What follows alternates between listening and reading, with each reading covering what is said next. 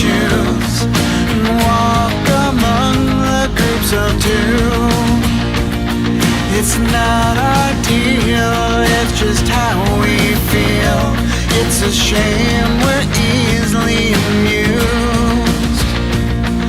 The only cure for this forward motion is to make emotion fly away.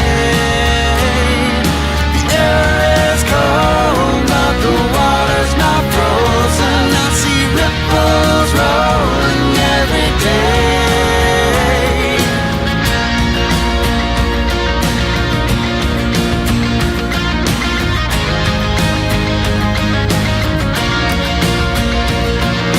Cast a stone and hit a hardcore view.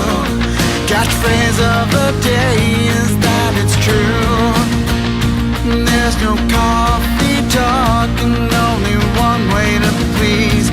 It's a shame what you do moves me. The only cure for this forward motion is to make emotion fly away. The air is cold, but the water's not frozen. I see ripples rolling every day.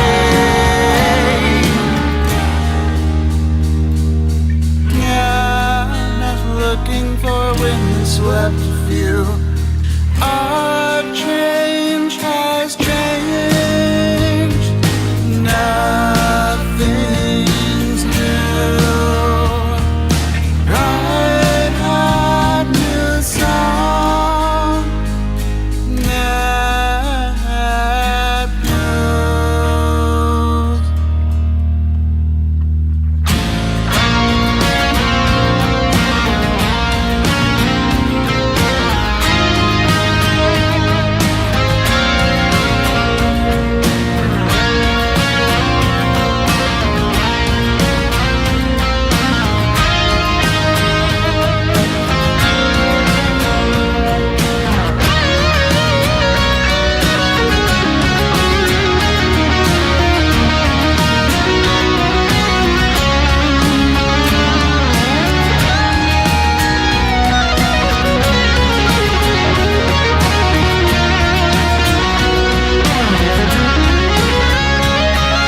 The only cure for this forward motion is to make emotion fly away.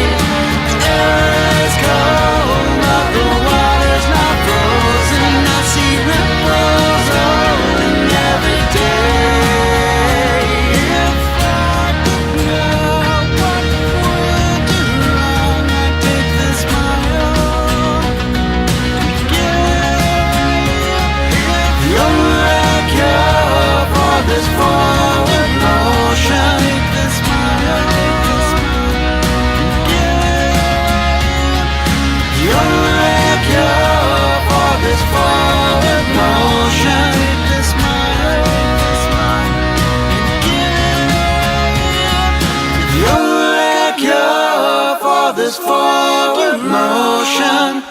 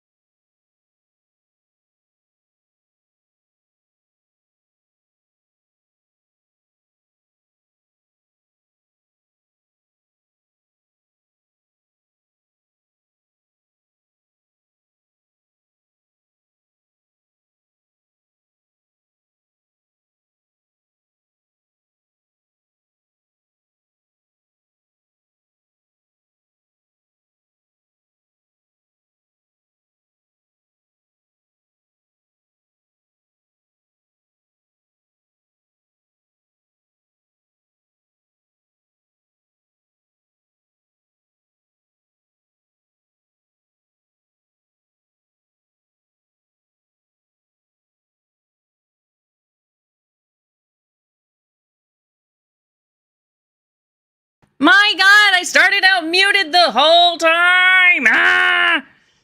Muty. You're right.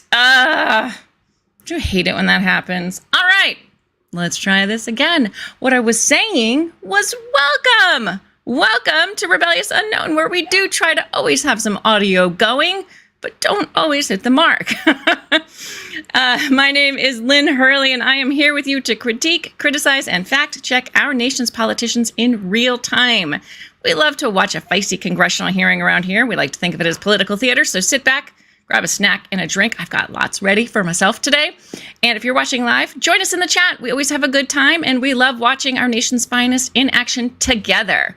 And if you like talking all things politics, please join the rebellion by subscribing. Don't forget to turn on the notification bell and make sure it's set to all so you always get notified whenever a new show is coming up. I also do members only shows where we have a chance to talk about things a little more one-on-one, a little more in-depth. We have a great time. So if you don't want to miss out on those, please do consider becoming a member. And you too can join in on the fun. Okay. Today is going to be so fun. But first, let's say hi to all of you. Bradley is here. However, or he was, but Brad had to run to the store and a 2-minute drive back. But like a pregnant nun, he will never be late in church. Like a pregnant nun in church, he will never be late again. That's hilarious. Oh, and Poner Houston is here. Hey, just made it after a wild morning. Peace and love to you. Oh my goodness, it has been a crazy day. And I have a Ralphie barking at the door. It's just wild. Pero, hey, what is up? How are you? So nice to see you here. And Mindforked, hey, Chris, I'm so excited to watch the movie tonight. So hopefully you guys can all be there at 9:15 Eastern, right? 9:15 Eastern for Mindforked's first movie night. And it's going to be so much fun. And we have Dave Hurley in the house. We heard his music just before this. So, hey, Dave Hurley, who actually just walked by me. All right, let's see. I thought I saw, was Snoopy here? Yeah, there's Snoopy. Hey, Snoopy. How are you? So nice to see you. I wanted to make sure I didn't miss you. Let's see, do we have anybody? Oh, and Gary's here too. Hey, wait, we can't go to the moon. There's aliens up there. If they invade Earth, we already got enough aliens crossing the southern border. We don't need any more. Amen to that, brother. You got that 100% right. Thank you all for letting me know I'm muted or was muted. Hey, Cindy, how are you?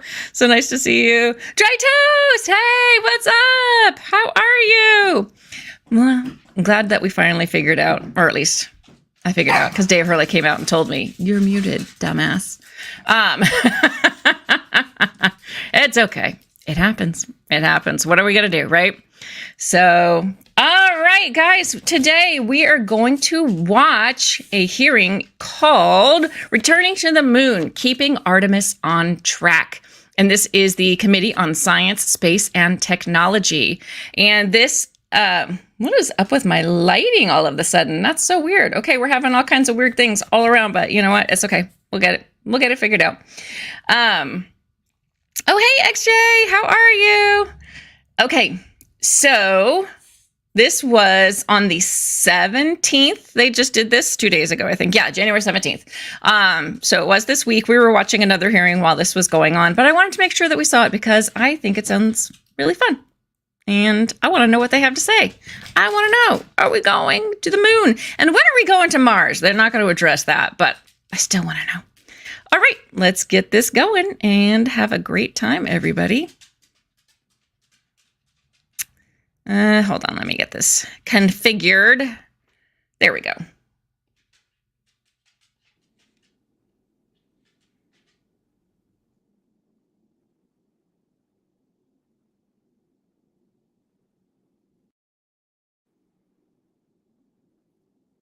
Without objection, the chair is authorized to declare recess of the subcommittee at any time.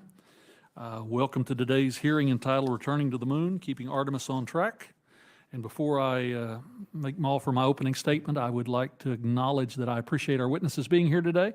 Mother Nature is proving to be somewhat challenging this week, as you can see by the turnout of membership. This has been a hearing that's been much anticipated by the members in a very enthusiastic way, but you have to physically get here. And that's a challenge we're working in. And Subcommittee Chairman Babin is in the air somewhere between here and Houston. So the moment he arrives, we'll have a proper chairman to preside over this process. With that, I want to recognize myself for 5 minutes for an opening statement.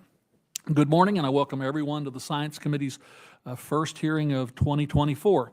It's fitting that we're kicking off the year with a hearing on Artemis, given its importance to our space program and to U.S. competitiveness.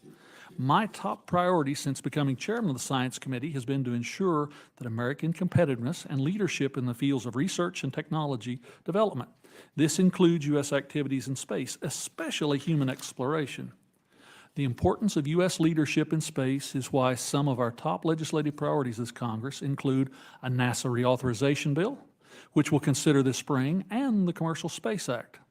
It has been almost 7 years since a comprehensive NASA authorization bill was signed into law, and that's simply too long for an agency of NASA's importance. Much has happened during that period, and this committee should provide direction to NASA's activities for the coming years, especially in the areas of human exploration. How we address future human exploration beyond low Earth orbit is undoubtedly a topic we'll address in the NASA authorization bill. Artemis is a cornerstone of that effort. I'm confident that I speak for everyone on this committee when I say we all support Artemis. This committee has long directed NASA to return humans to the moon and eventually Mars. But this committee's support of Artemis means asking detailed questions of NASA and providing oversight of the agency's proposals. Congress must have proper insight in the agency's planning and execution of this mission to ensure its success. This also means listening to inputs from external stakeholders and hearing differing viewpoints, which is why we've assembled a panel of witnesses with a variety of perspectives today. Last week, NASA announced the delay of Artemis II to September 2025 and Artemis III to September 2026.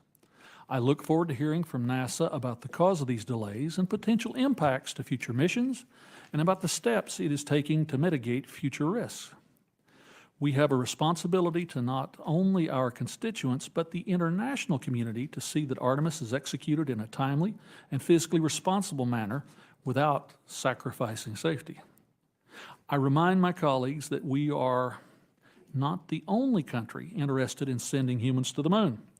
The Chinese Communist Party is actively soliciting international partners for a lunar mission, a lunar research station, and has stated its ambition to have human astronauts on the surface by 2030.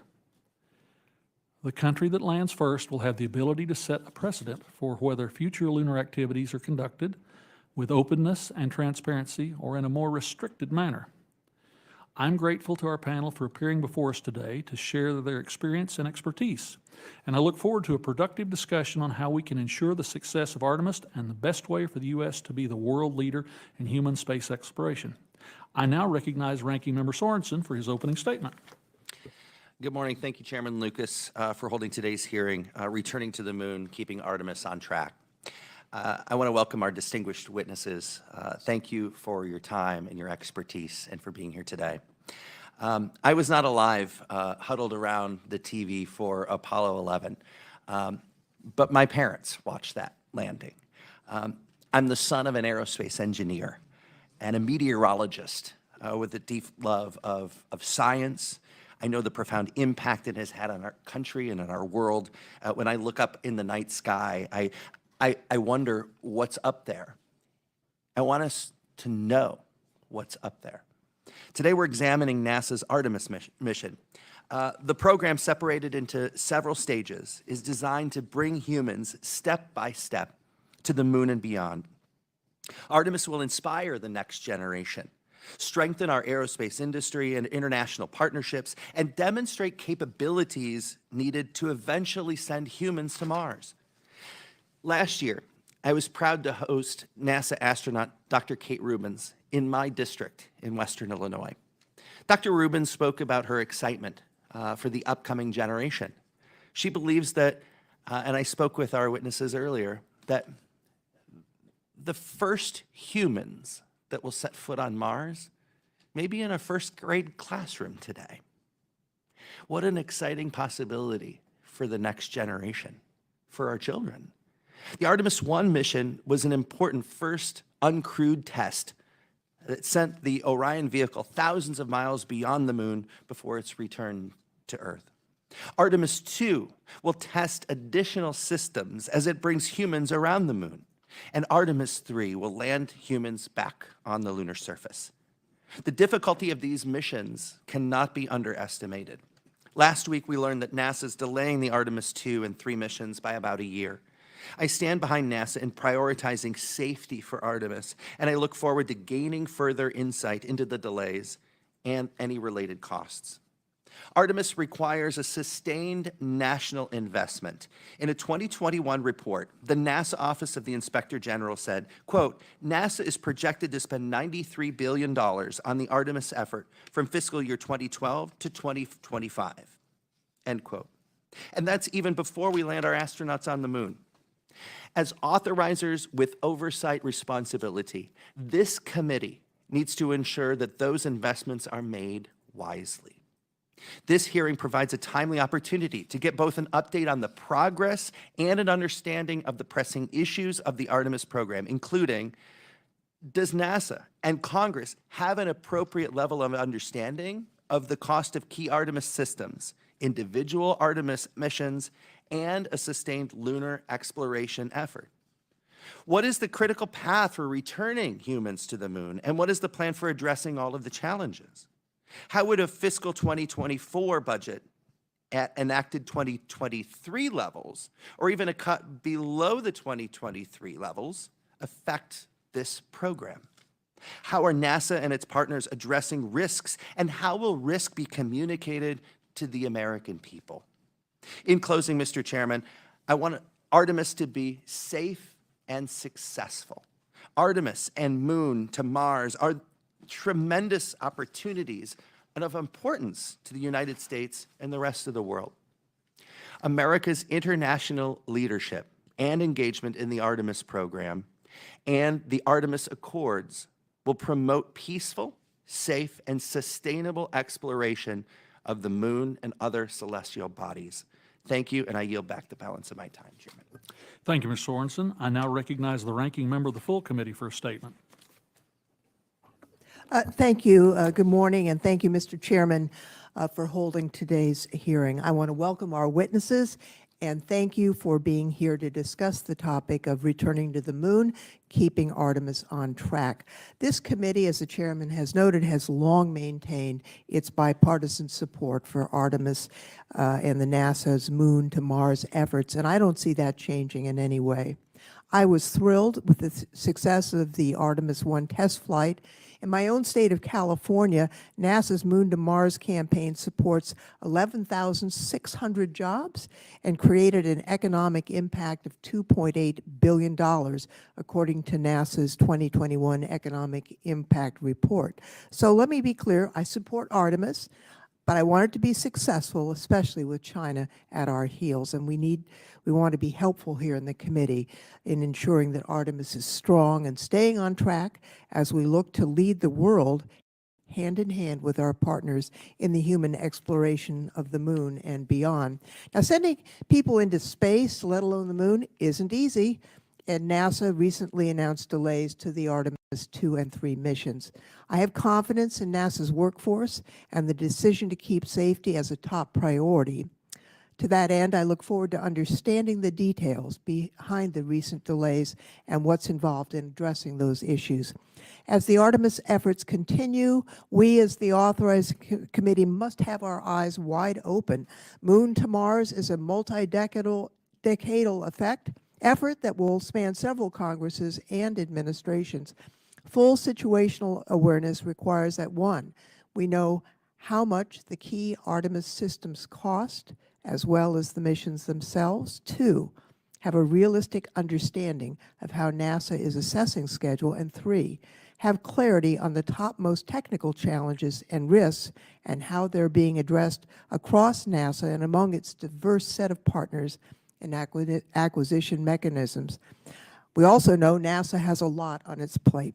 The future of low Earth orbit and the planned end of the International Space Station operations in 2030, the need for critical yet costly deorbit vehicle, the transition to the use of future commercial space stations and their readiness to come online, all this has to be kept in mind.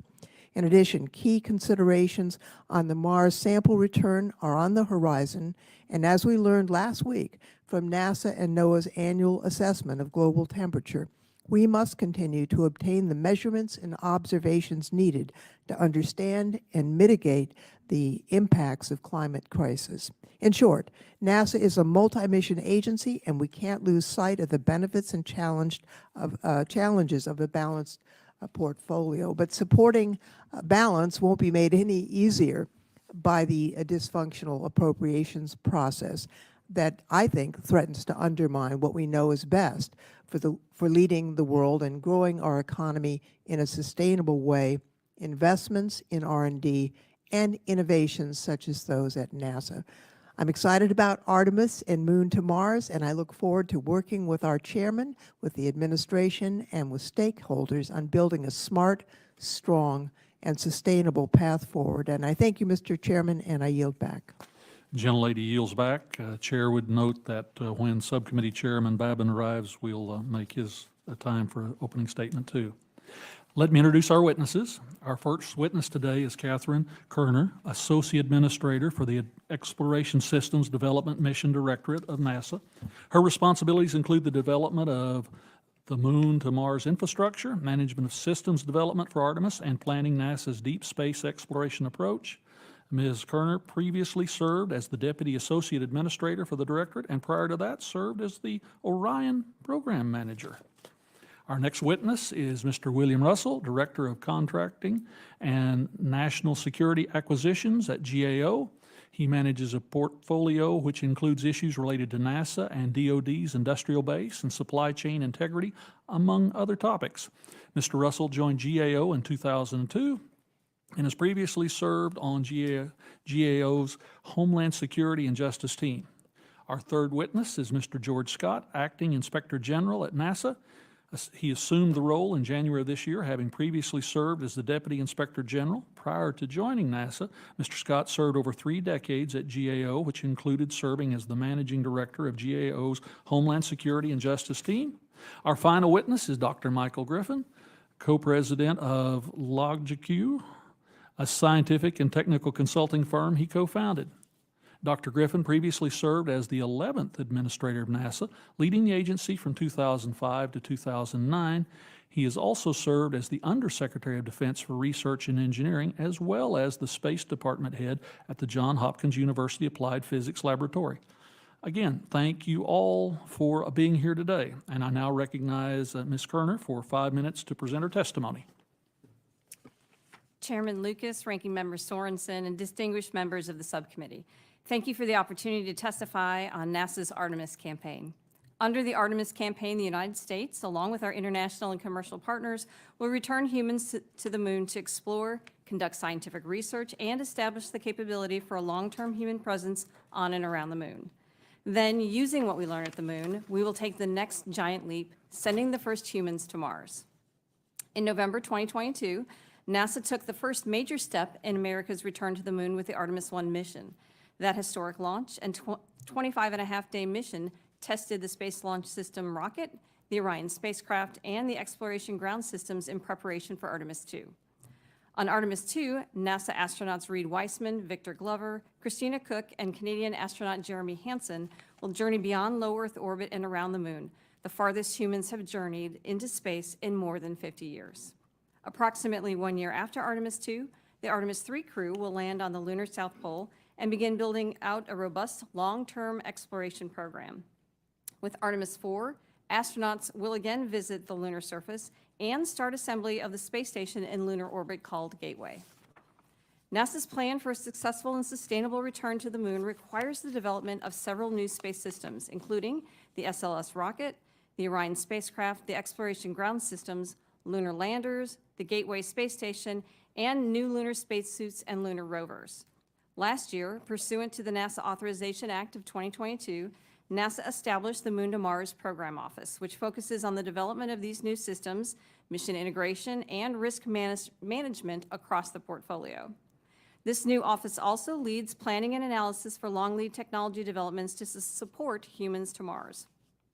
In the years since NASA's successful Artemis 1 flight test, NASA has continued to refine the schedule of the follow-on Artemis missions.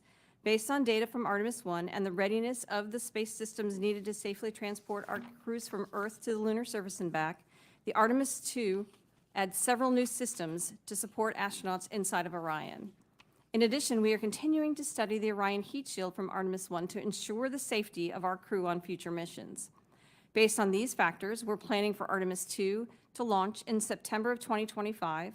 Artemis 3 will build on the progress of Artemis 1 and 2 and adds a commercial lunar lander and advanced spacesuits for walking on the lunar surface. In 2026, Artemis 3 will send humans back to the surface of the moon. While sending humans back to the moon will be a significant accomplishment, we do not intend to stop there. NASA's long-term goal is to send humans to Mars, and the moon will help us get there. Mars is a rich destination for scientific discovery and a driver of technologies that will enable humans to travel and explore far from Earth. By using what we learn on and around the moon under Artemis, NASA is working to understand and overcome the future challenges associated with landing and living on Mars. As NASA builds a blueprint for human exploration throughout the solar system for the benefit of humanity, we conducted our first 2 architecture concept reviews, the culmination of a robust analysis process designed to align NASA's Moon to Mars exploration strategy and codify the supporting architecture.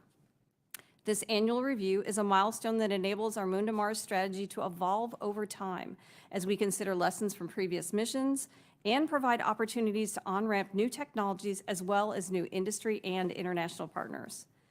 Through the Artemis campaign, NASA is partnering with the most diverse and broad exploration coalition in history, including multiple international and commercial partners.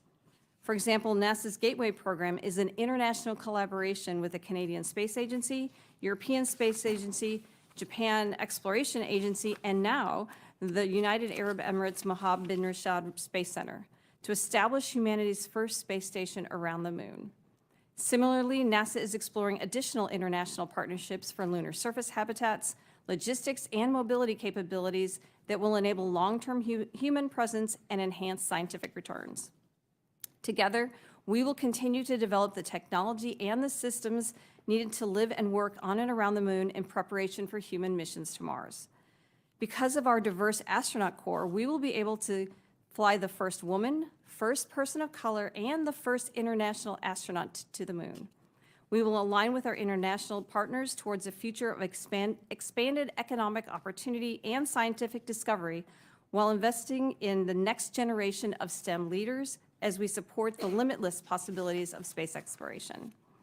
NASA is grateful for this committee's continued support of the Artemis campaign, and I appreciate this opportunity to update you on behalf of NASA and our Artemis partners, and we'll be pleased to answer your questions. Thank you very much. I now recognize Mr. Russell for 5 minutes to present his testimony. Chairman Lucas, Ranking Member Lofgren, Ranking Member Sorensen, members of the subcommittee, thank you for the opportunity to discuss NASA's efforts to return astronauts to the surface of the moon and ultimately human exploration of Mars through the Artemis missions. NASA has requested at least $38 billion over the next 5 years to support this ambitious undertaking. The projects supporting Artemis are complex and specialized and often push the state-of-the-art in space technology. These new projects include a human landing system to transport crew to the lunar surface and spacesuits for lunar operations. In addition, NASA plans to rely on existing programs, including the Orion Multipurpose Crew Vehicle and the Space Launch System. Successfully executing the Artemis missions will require extensive coordination across programs and with a wide range of contractors to ensure systems operate together seamlessly and safely. Our work has highlighted NASA's progress towards its Artemis flight tests and lunar landing mission. Examples include the successful launch of Artemis 1 in November 2022, which demonstrated the initial capability of the Space Launch System, as well as the Exploration Ground Systems. For Artemis 2, the first flight with crew, NASA is currently conducting integration and testing of the crew capsule and the launch pad. And for Artemis 3, the first crewed lunar landing mission, the HLS contractor has conducted 2 test flights. NASA also continues to make progress on its integration and risk management plans, such as establishing mechanisms for identifying and tracking Artemis 3 risks and the establishment and implementation of the Moon to Mars Program Office. While NASA continues to develop capabilities needed to support Artemis efforts, the agency does face several challenges. These include the Artemis schedule, a lack of transparency into the Artemis mission and program costs, and other acquisition management challenges. In terms of Artemis 3 schedule, in our November 2023 report, we found that there were a variety of factors that made the previous December 2025 date unlikely. These included an ambitious schedule, delays to key events, and the remaining technical work. Specifically, we found that if the HLS development took as many months to complete as an average NASA project, it was likely Artemis 3 would be likely to occur in early 2027. Just last week, NASA adjusted the launch date to September 2026 to allow contractors more time to complete a significant amount of remaining technical work.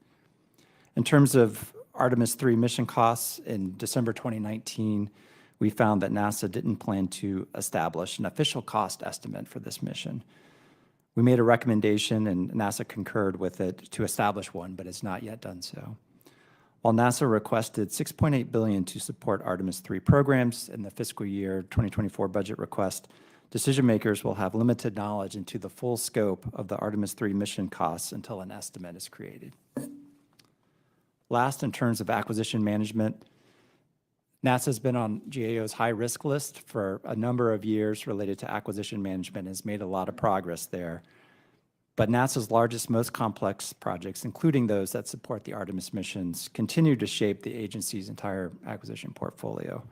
When these projects exceed their cost or schedule baselines, it can have cascading effects on other projects and efforts. In our 23 assessment of NASA projects, we found that NASA anticipated setting baselines for 6 Artemis programs, including HLS. As these projects enter the portfolio, they will drive the agency's acquisition performance over the next several years, for good or ill. In summary, NASA has made important progress on its Artemis efforts, but challenges remain. NASA will need to manage multiple risks seamlessly. It will need to continue to find ways to elevate risks across programs and mitigate those. That includes increasing transparency on how much Artemis 3 and future Artemis missions are likely to cost. Implementing our past recommendations will help NASA to improve in these critical areas. Chairman Lucas, this completes my prepared remarks. Look forward to any questions the subcommittee may have. Thank you. I now recognize Mr. Scott for 5 minutes to present his testimony. Good morning. Chairman Lucas, Ranking Member Lofgren, Ranking Member Sorensen, and members of the subcommittee. Thank you for inviting me here today to discuss key challenges facing NASA's Artemis campaign. At the outset, I would like to thank the subcommittee for your continued support of our oversight work. Also, I would like to thank Paul Martin, our former Inspector General, for his exceptional leadership of our office over the past 14 years. It was a pleasure serving as his deputy for the last 5.5 years. Historically, NASA has struggled to establish credible cost and schedule estimates, and Artemis is no exception. After more than a decade of preparation and delays, NASA successfully completed the Artemis 1 mission in December of 2022. Despite this achievement, NASA faces additional challenges to meeting its Artemis goals. Of utmost importance is resolving technical issues that could threaten astronaut safety. The agency will need to do this while also addressing long-standing concerns, such as unsustainable costs, unreliable project schedules, and the lack of transparency into funding needs. In terms of technical challenges, NASA's most immediate issue is preparing for the Artemis 2 mission, the first crewed test flight of SLS and Orion. For example, the Artemis 1 flight revealed unexpected erosion of protective material on Orion's heat shield. In addition, the agency has identified other issues with Orion that it needs to correct before the next launch. Recognizing the challenges that lie ahead, last week NASA announced delays to the next 2 Artemis missions.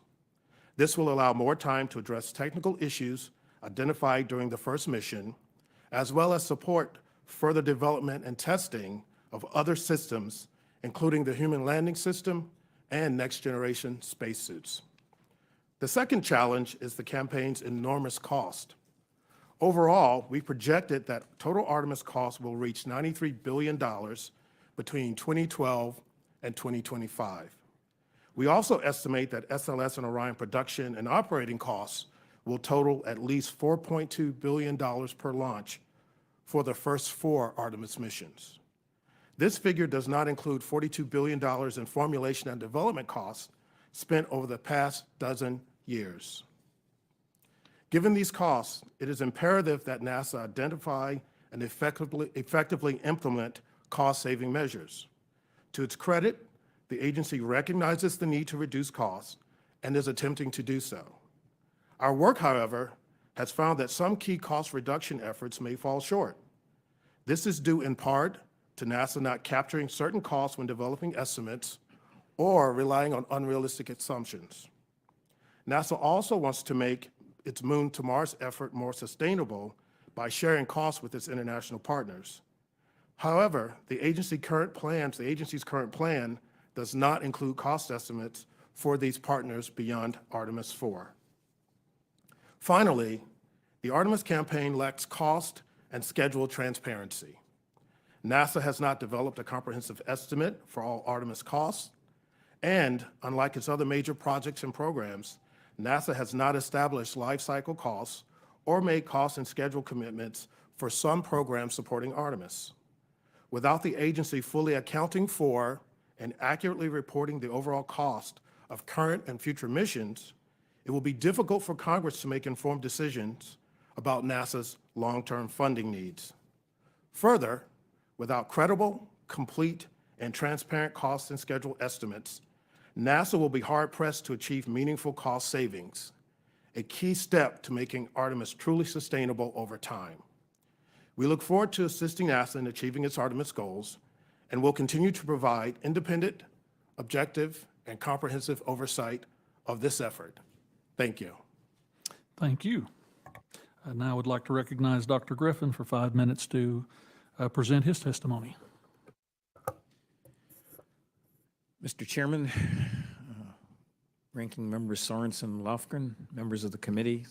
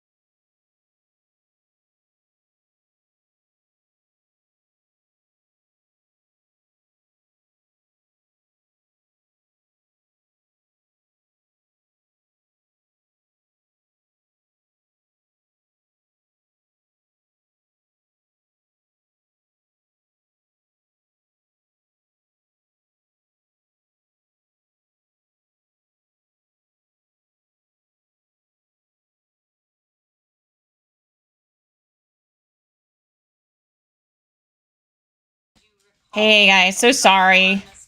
The cat got on the computer. And I guess turned everything off. So let me just and the dogs were driving me crazy. I was up trying to do something for them. So shoot, which one was I on? This one? No, we were here, I think. Okay. So I'm gonna go back just a minute because I'm not sure where she did it. So thank you, Chairman Lucas. Appreciate the question today. Okay. We have No, I think I'm adjusted good, the Chris. Artemis Thank you, though. launch schedule based on crew safety. As you recall, from coming out of Artemis 1, we had a tremendously successful mission. And one of the follow-on investigations from that mission is the performance of the heat shield. That has taken us some time to analyze the data. The heat shield performed perfectly from a thermal perspective, but we saw some unusual characteristics, and we want to fully understand that before we put Reed, Victor, Christina, and Jeremy on Artemis 2. So that has contributed to the delay in the mission. We have sufficient time to complete that investigation with a 10-month adjustment to that launch schedule. Also, with Artemis 2, we have additional capabilities on the Orion spacecraft. The life support systems have proven to be more difficult and challenging to develop, and during the testing of some of those systems, we identified an issue with the digital motor controller that has impacted our ability to be able to continue processing the vehicle as previously planned. The additional time that we have given ourselves in the adjusted schedule permits us the opportunity to address the challenges that we've seen with that digital motor controller. So we have a number of issues, and those issues are all encapsulated with this margin that we have on the schedule for the September 2025. There is margin built into that schedule for us to complete all of the necessary testing and to address all of the regular processing lessons learned that we had from the Artemis 1 launch. To the rest of the panel, based on these margins, do you believe that these revised schedule launches dates are realistic? Whoever care to touch that first. Yeah, Chairman Lucas, I can jump in. I think for Artemis 2, certainly that provides more time to get through the issues and figure out the heat shield life support challenges that Ms. Kerner referenced. The one thing that jumps out with the revised Artemis 3 date is the span of time between Artemis 2 and 3 is 1 year.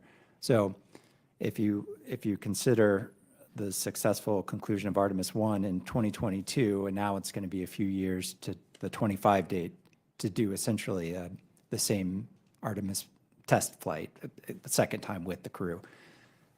Artemis 3 is more complicated, so there's not a lot of time, and as you saw with Artemis 1, there are things that are going to happen that you need to learn, that you need to investigate.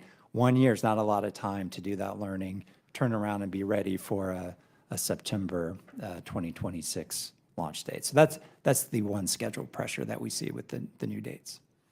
Any observations, gentlemen, that you'd care to add? I would say that the Artemis Very true. Artemis circumlunar mission is, I think, very doable on the timescale that NASA has said. I don't think the Artemis 3, the landing mission, is at all realistically scheduled.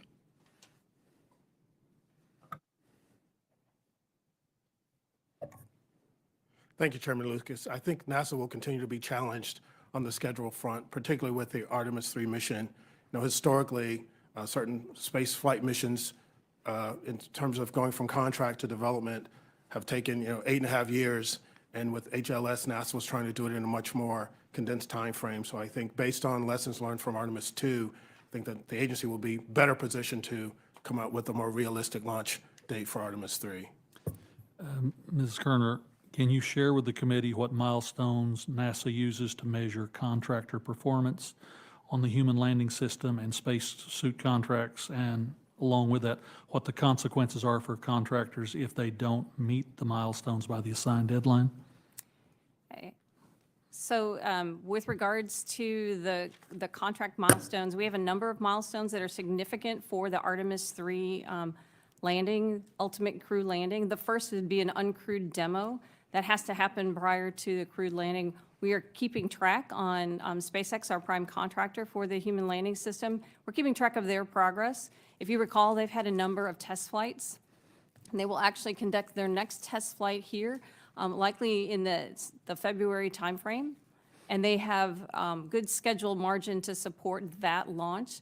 We are anticipating a number of launches in calendar year 24 by our SpaceX industry partners to support the development of not only the human landing system capability, but also their cryogenic fuel transfer capability, which is essential for us to be able to understand the process for refueling the human landing system prior to when we send our crews. So we have various milestones throughout their contract that enable us to be able to measure their performance. We also have recently made contract modifications that allow us to incentivize them to meet those milestones on the schedule that we need in order for us to support the launch date of the crew in September of 2026. I will note that we do parallel processing of a lot of our missions. So it's not like we have just 1 year between Artemis 2 and Artemis 3 to get everything accomplished. We are right now working on the hardware for Artemis 3. And in particular, I will note things like the European Service Module will be shipping here in the spring to the Kennedy Space Center for processing and to complete assembly of the Orion spacecraft. So I fully expect that before we ever launch Artemis 2, Artemis 3 vehicle processing will be far enough along that we will be able to take advantage of the 1 year between the two missions to be able to fully be ready for the Artemis 3 mission in September of 26. I will also note that if you recall the press conference that we did just last week when we announced the slip to those launch dates, we had our 11 industry partners online with us for that, and all of them have signed up for the launch date of Artemis 3 that we are currently showing. Thank you. And before I yield to the ranking member, I would note that I've had several conversations with the administrator, and he has a great deal of confidence in you. I just want to pass that along. And with that, I yield back and turn to the ranking member, Mr. Sorensen, for 5 minutes.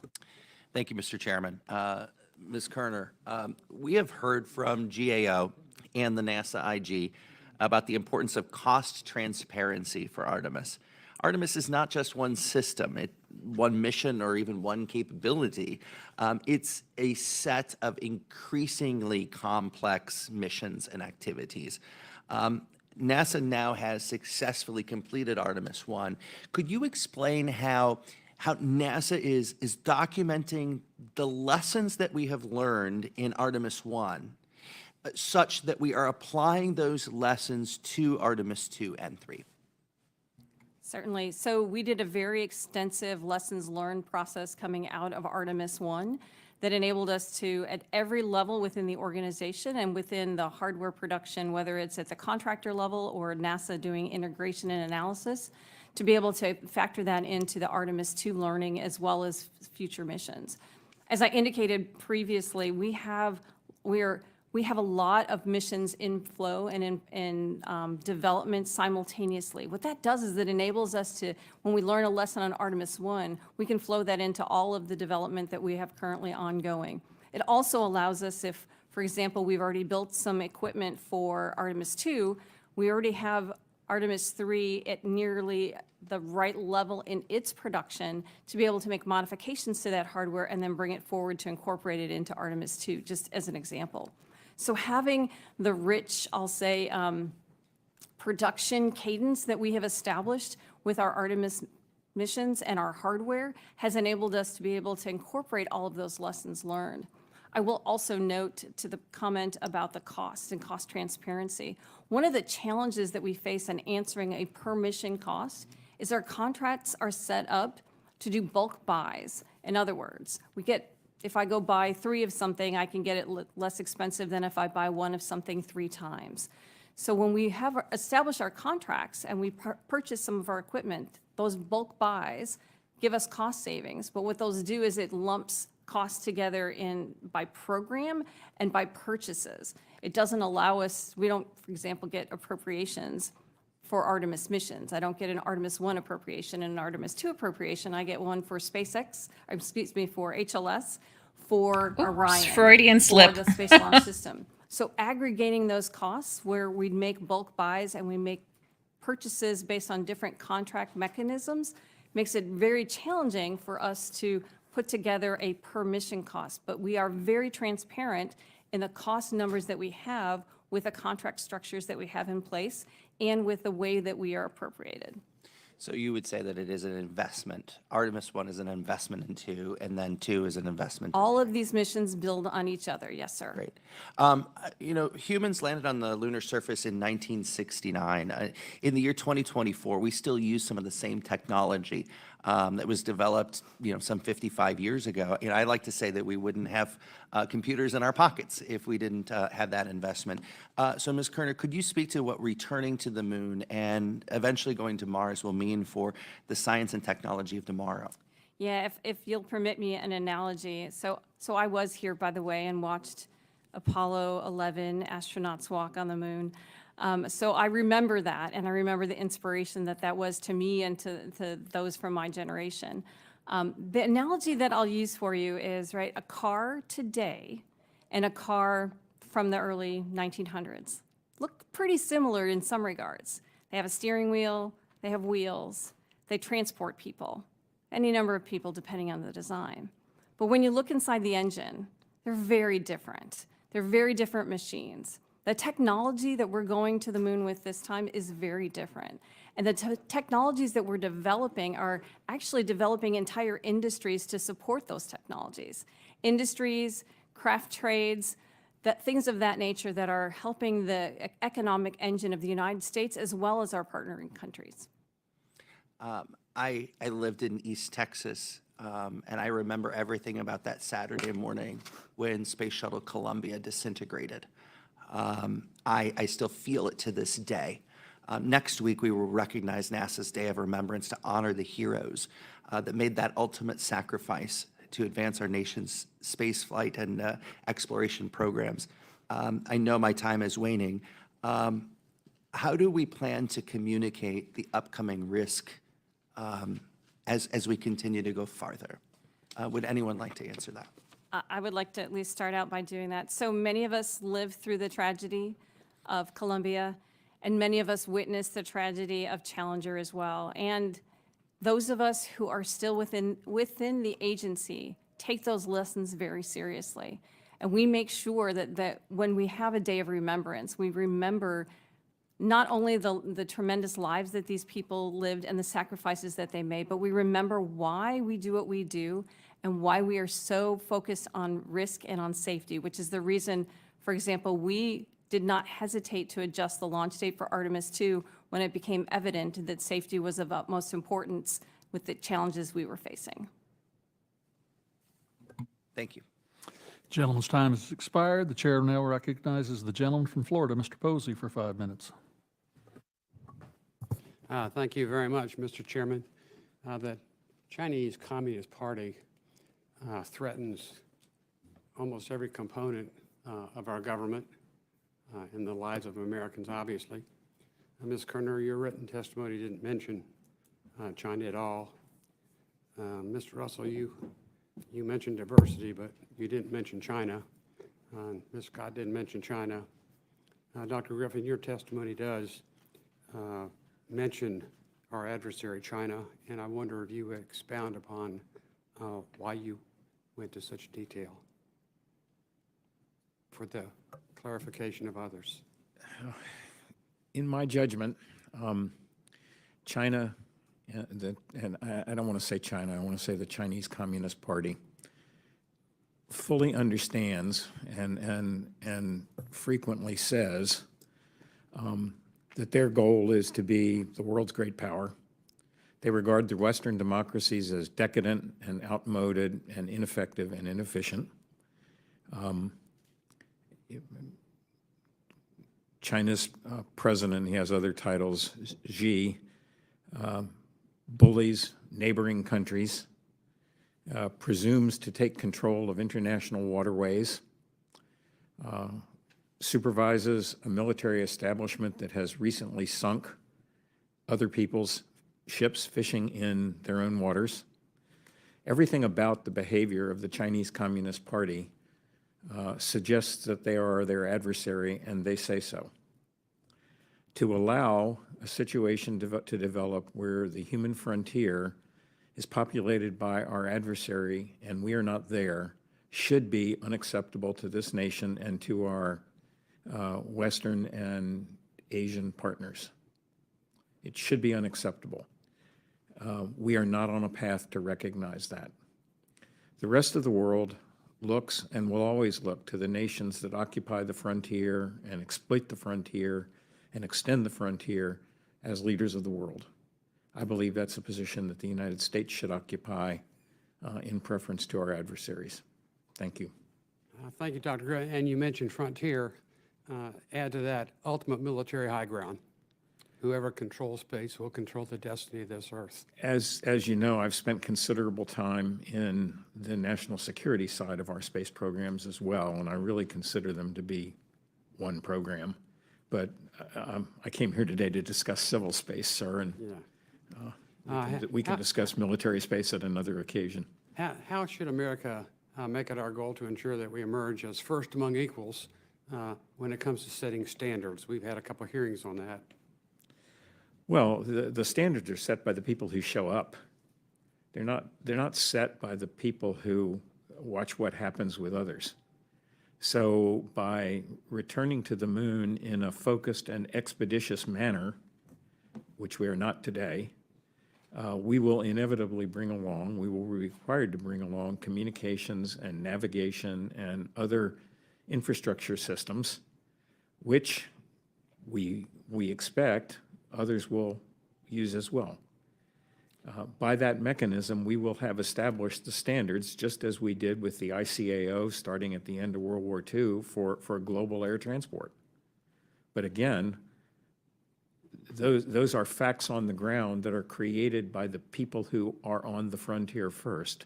They're not created by the people who follow. Thank you, Doctor.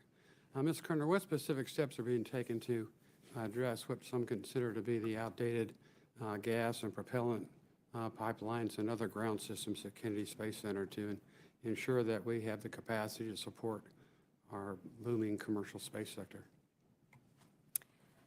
So the infrastructure at the Kennedy Space Center, as well as at What was all with of that our creepy centers, smile at is the end? very much aging, and we are aware of that within the agency. I will tell you from an Artemis perspective, we are investing heavily in the capabilities that we need to support the Artemis mission. Last year, we had over 70 launches from this Florida Space Coast. It's an exciting time for all of us in the space industry. Most of those were on the Cape side, but we also had a number of them from our side at the Kennedy Space Center. And in order, in order to support those, we have poured heavily, as I said, into the infrastructure. But we also recognize that there's still more that is needed there. Many of the launches from that area are commercial in nature, and we have use agreements with our commercial and industry partners that allow them to actually invest in the infrastructure as well. We know as an agency that our infrastructure is older than I am in some cases, and our NASA leadership has established what's called NASA 2040, which is an internal effort to look at all of the agency's infrastructure and mission support functions to be able to set us up properly for what the agency's mission is going to be in the 2040 timeframe.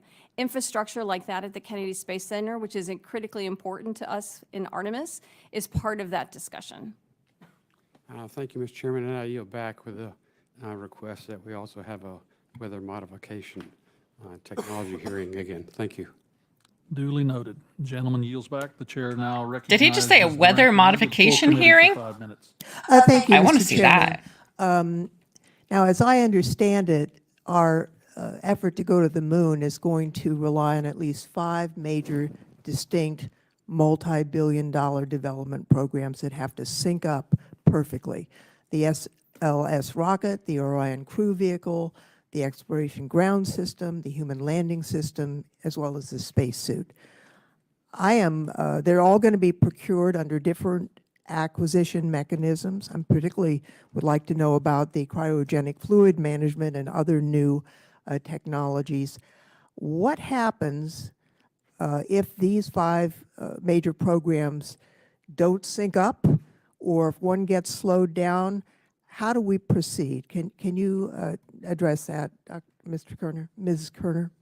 Certainly, thank you for the question. So we established the Moon to Mars Program Office just last year, pursuant to the NASA Authorization Act, to do just what you're talking about, to integrate all of those programs that are essential for Artemis and ensure that we are properly level loading the risk between those programs so that they all converge together for a mission. We know that it's going to be challenging and difficult for us to, especially as we get into later missions, to get all of those missions to align to the same time frame. And so we have put our contracts in place to continue to develop hardware for the subsequent missions so that we can be ready to execute a mission as soon as all of the elements are available. We also recognize that there might be some development and technology challenges that come along the way. And so we have a very flexible and adaptable mission structure that allows us to be able to make updates to our mission profiles if we need to in the event that one element in the Artemis program's cadre does not make it in time for the original planned mission. Well, just following up, if one of these elements is delayed, what happens to the whole program? So we would, depending on how long the delay is, depending on the reason for the delay, we would potentially execute a slightly modified version of that mission. And I mention that only because we have set in place for our agency a process that allows us to keep our eye on the exploration objectives, and all of our missions contribute to those exploration objectives.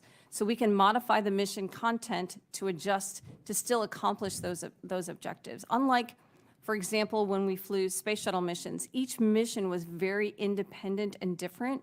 With Artemis, we're building a capability, not just a launch capability, but a capability in cislunar orbit, capability on the surface of the moon over time. And as any large-scale development activity knows, when you do that, you can make adjustments for when something gets delivered late or something shows up differently. You focus then on another aspect or another objective that you're trying to achieve. Let me ask this. The IG issued a report in October of last year about the supply chain monitoring. What has NASA done to adopt those recommendations relative to the Artemis supply chain? So we certainly do appreciate our governing organizations that provide us feedback and contribute to the benefit of the program. We have looked at our supply chain and supply chain management and looked at how we can better manage that. And I'll speak again to what I mentioned previously. The Moon to Mars Program Office, that office was deliberately established so that we can connect all of what were previously disparate programs and look across the board and address some of these supply chain issues. I want to say I also saw the landing on the moon. It was a stunning thing, but I'll confess at the time I thought, how is this helping us here on Earth? Now, I listened closely to Dr. Griffin's assessment of the Chinese. I completely agree with him. I do think it's important to outline for the American public why this matters to them. And I'm wondering, Ms. Kerner, if you can outline efforts that NASA is making to explain why this matters to America. And by the way, I concur in the chairman's comment that the administrator has huge confidence in you. So if you could answer that. Thank you. That's a little bit embarrassing, I'll admit. But I'll say one of the efforts that we have done within our agency within the last couple of years really focus on the why of exploration. And we identified 3 pillars associated with that why: science, national posture, and inspiration. Science, I think, is obvious. It's the engine that generates economic benefit wherever it goes, and in addition to inspiring the next generation of STEM, as well as teachers and those of us who look to the scientific discovery with wonder and decide that is something I want to learn more about and want to pursue. Additionally, national posture, I think we've spoken to that a little bit already with Dr. Griffin's testimony, but I'll state we believe, and our administrators spoke about it just last week, that we will be on the surface of the moon before China is. And it's our intent for that to happen. Now, there are other government agencies that can provide a much more detailed briefing that we can do in a different environment than here that can give you more insight and information about China's progress and about our progress along those lines.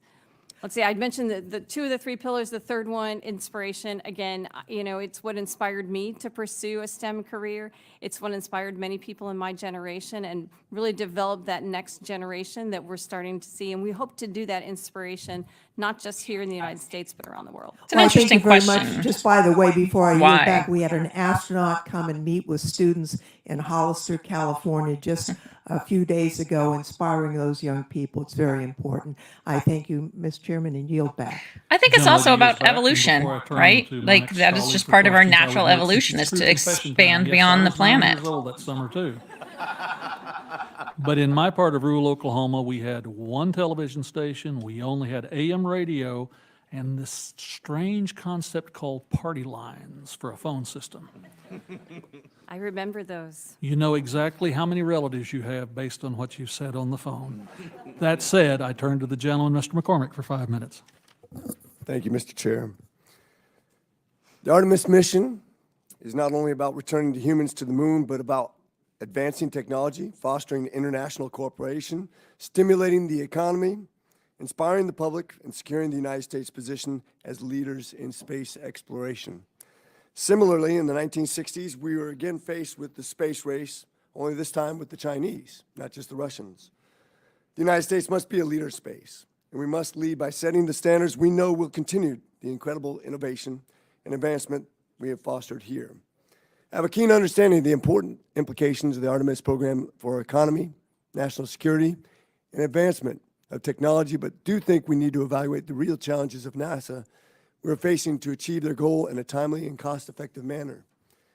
I'm going to take a little tack away from our typical questioning, get into a little bit of medicine and human physiology in space as a physician. Recently, the U.S. Department of Veterans Affairs and Walter Reed Army Institute of Research have come together to look at a promising technology known as mitochondrial organelle transplantation to address the mitochondria dysfunction and neurodegenerative diseases that we've seen in human beings, but also in astronauts for some reason we don't even know why.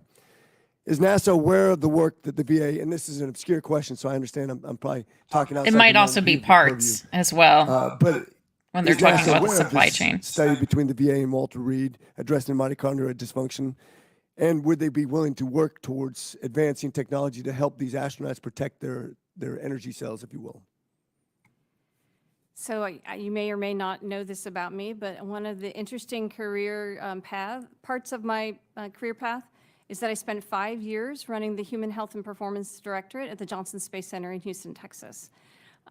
As an engineer running a health and medical organization, I found it very fascinating, and I learned a lot of things about human physiology and how very little we actually understand about how the human system responds in a microgravity environment.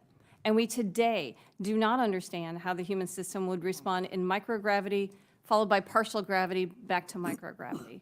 The longest duration crew member that we have just recently returned last year, and he only spent 371 days in space. When we go to Mars, we're going to have to spend close to 1,000 days in space. So I recognize that, that the human as a system is something that we need to investigate and explore further. I also know that we have done a number of studies and a number of investigations with the team that we have at the Johnson Space Center on the exact problem that you indicated. I'm not even going to try to spell it or say it as you so eloquently did, because I am not a physician. But I will say that we have made great strides in understanding not only what happens to the astronauts, but what happens to the astronauts and how that can then apply to similar, I'll say, subjects on the ground. And that transferring of that technology and that information has made great strides in a number of medical fields. You can find equipment that we use for treating astronauts in an emergency room anywhere in the United States and around the world. So we do actually partner with them and with others, and I would welcome further conversation on that and putting you in touch with some of the folks that we have that do that work on a regular basis. I think that's amazing. As a matter of fact, if you want to consider somebody who's a pilot and a physician and maybe a congressman going on one of those missions, just let me know. I'll keep that in mind. Thank you. Dr. Griffin, it's no secret that China has a goal to surpass the United States by 2045. As global leaders in space, we can't allow this to happen. I think the leading edge that we have in space technology will protect the United States in not just the economy, but technologies that can benefit humankind, like we just discussed. As the United States works to recruit additional international partners, how can we, the government, continue to promote its vision in space diplomacy over China's? In other words, you can see countries like India putting a vehicle on the dark side of the moon for about $75 million. Now, granted, it's not manned, so it does cut some corners, and they maybe don't have the same bureaucracy requirements, but how can we partner with other countries to make this a more efficient process? The way we effectively partner with other countries is to establish that we are going to do great things and that there is room for everybody of like mind to join us. We can't partner with people. We can't partner with people with an empty bag. Okay, we have to be clearly seen to be doing things in an efficient, expeditious, focused, determined way. And when that happens, partners will appear. Great, thanks. And I'll just yield with the statement that Wow, that this was a investment great is an investment in the non-answer future. answer. It has great economic and technological benefit to us as we continue to invest in Artemis. Thank you. I yield. Our gentleman yields back. Recognize my colleague, Ms. Carveo, for 5 minutes. Thank you, Chair Lucas and Ranking Member Sorensen, for holding this hearing, and thank you to the witnesses for joining us today. If there's one state that perhaps unexpectedly is synonymous with the Artemis missions, it's my home state of Colorado. Excuse me. From navigation tools associated with the mission to the Orion capsule itself, Colorado's advanced aerospace infrastructure has been pivotal in the development of these missions. I'm also proud to say that I represent many of the workers and contractors who have made Artemis possible, and I'm excited to continue my support for these missions. However, I think we have heard a lot of concerns here about the timeline for the Artemis missions, and I think something that we've kind of been beating around the bush about is overall funding for NASA and whether you have the money to carry these missions out. Associate Administrator Kerner, in particular, when we hear today about the pressures that you have to cut costs to maintain crew safety, to keep things on time, but also when we have a Congress that has been unable to pass a budget overall, what are the implications for Artemis if NASA is appropriated with flat budgets beyond not just 2024, but potentially the rest of the decade? So as I mentioned earlier, we are in production on not only Artemis 2, but Artemis 3, Artemis 4, Artemis 5. We have hardware and builds for all of those missions at various stages, right? So consistency in budget helps us be able to keep the cadence of those missions to where we can keep our team fresh and keep our team active and have them be able to actually produce the hardware in a timely fashion. We have been challenged by Congress to have an annual cadence of our missions. And if we get stuck in either a flat line or a reduced budget kind of environment, what that means is we will prioritize the near-term missions. Artemis 2 and Artemis 3 will be prioritized, and those other missions and the interval between those other missions will continue to push out to the right. It would be my hope that we wouldn't be faced with that kind of a situation, but that's how I would envision that playing out. I would add, though, resources is more than just budget in my mind. Time is also a resource, but also personnel is a resource. And one of the benefits of flying these Artemis missions is we inspire the next generation of engineers, of technicians, of welders, of people that can actually do the work, which there's a tremendous shortage of skilled labor in some areas. That is, I'm sure you know if you've talked to your for example, some of the contractors that are in your home state, they'll tell you it's sometimes challenging to find the right skill level for building and doing the things that we're trying to do with Artemis. So consistency both in budget, but also the resources and the inspiration that we can provide to inspire that next individual who can help us build the generation that we're looking forward to building.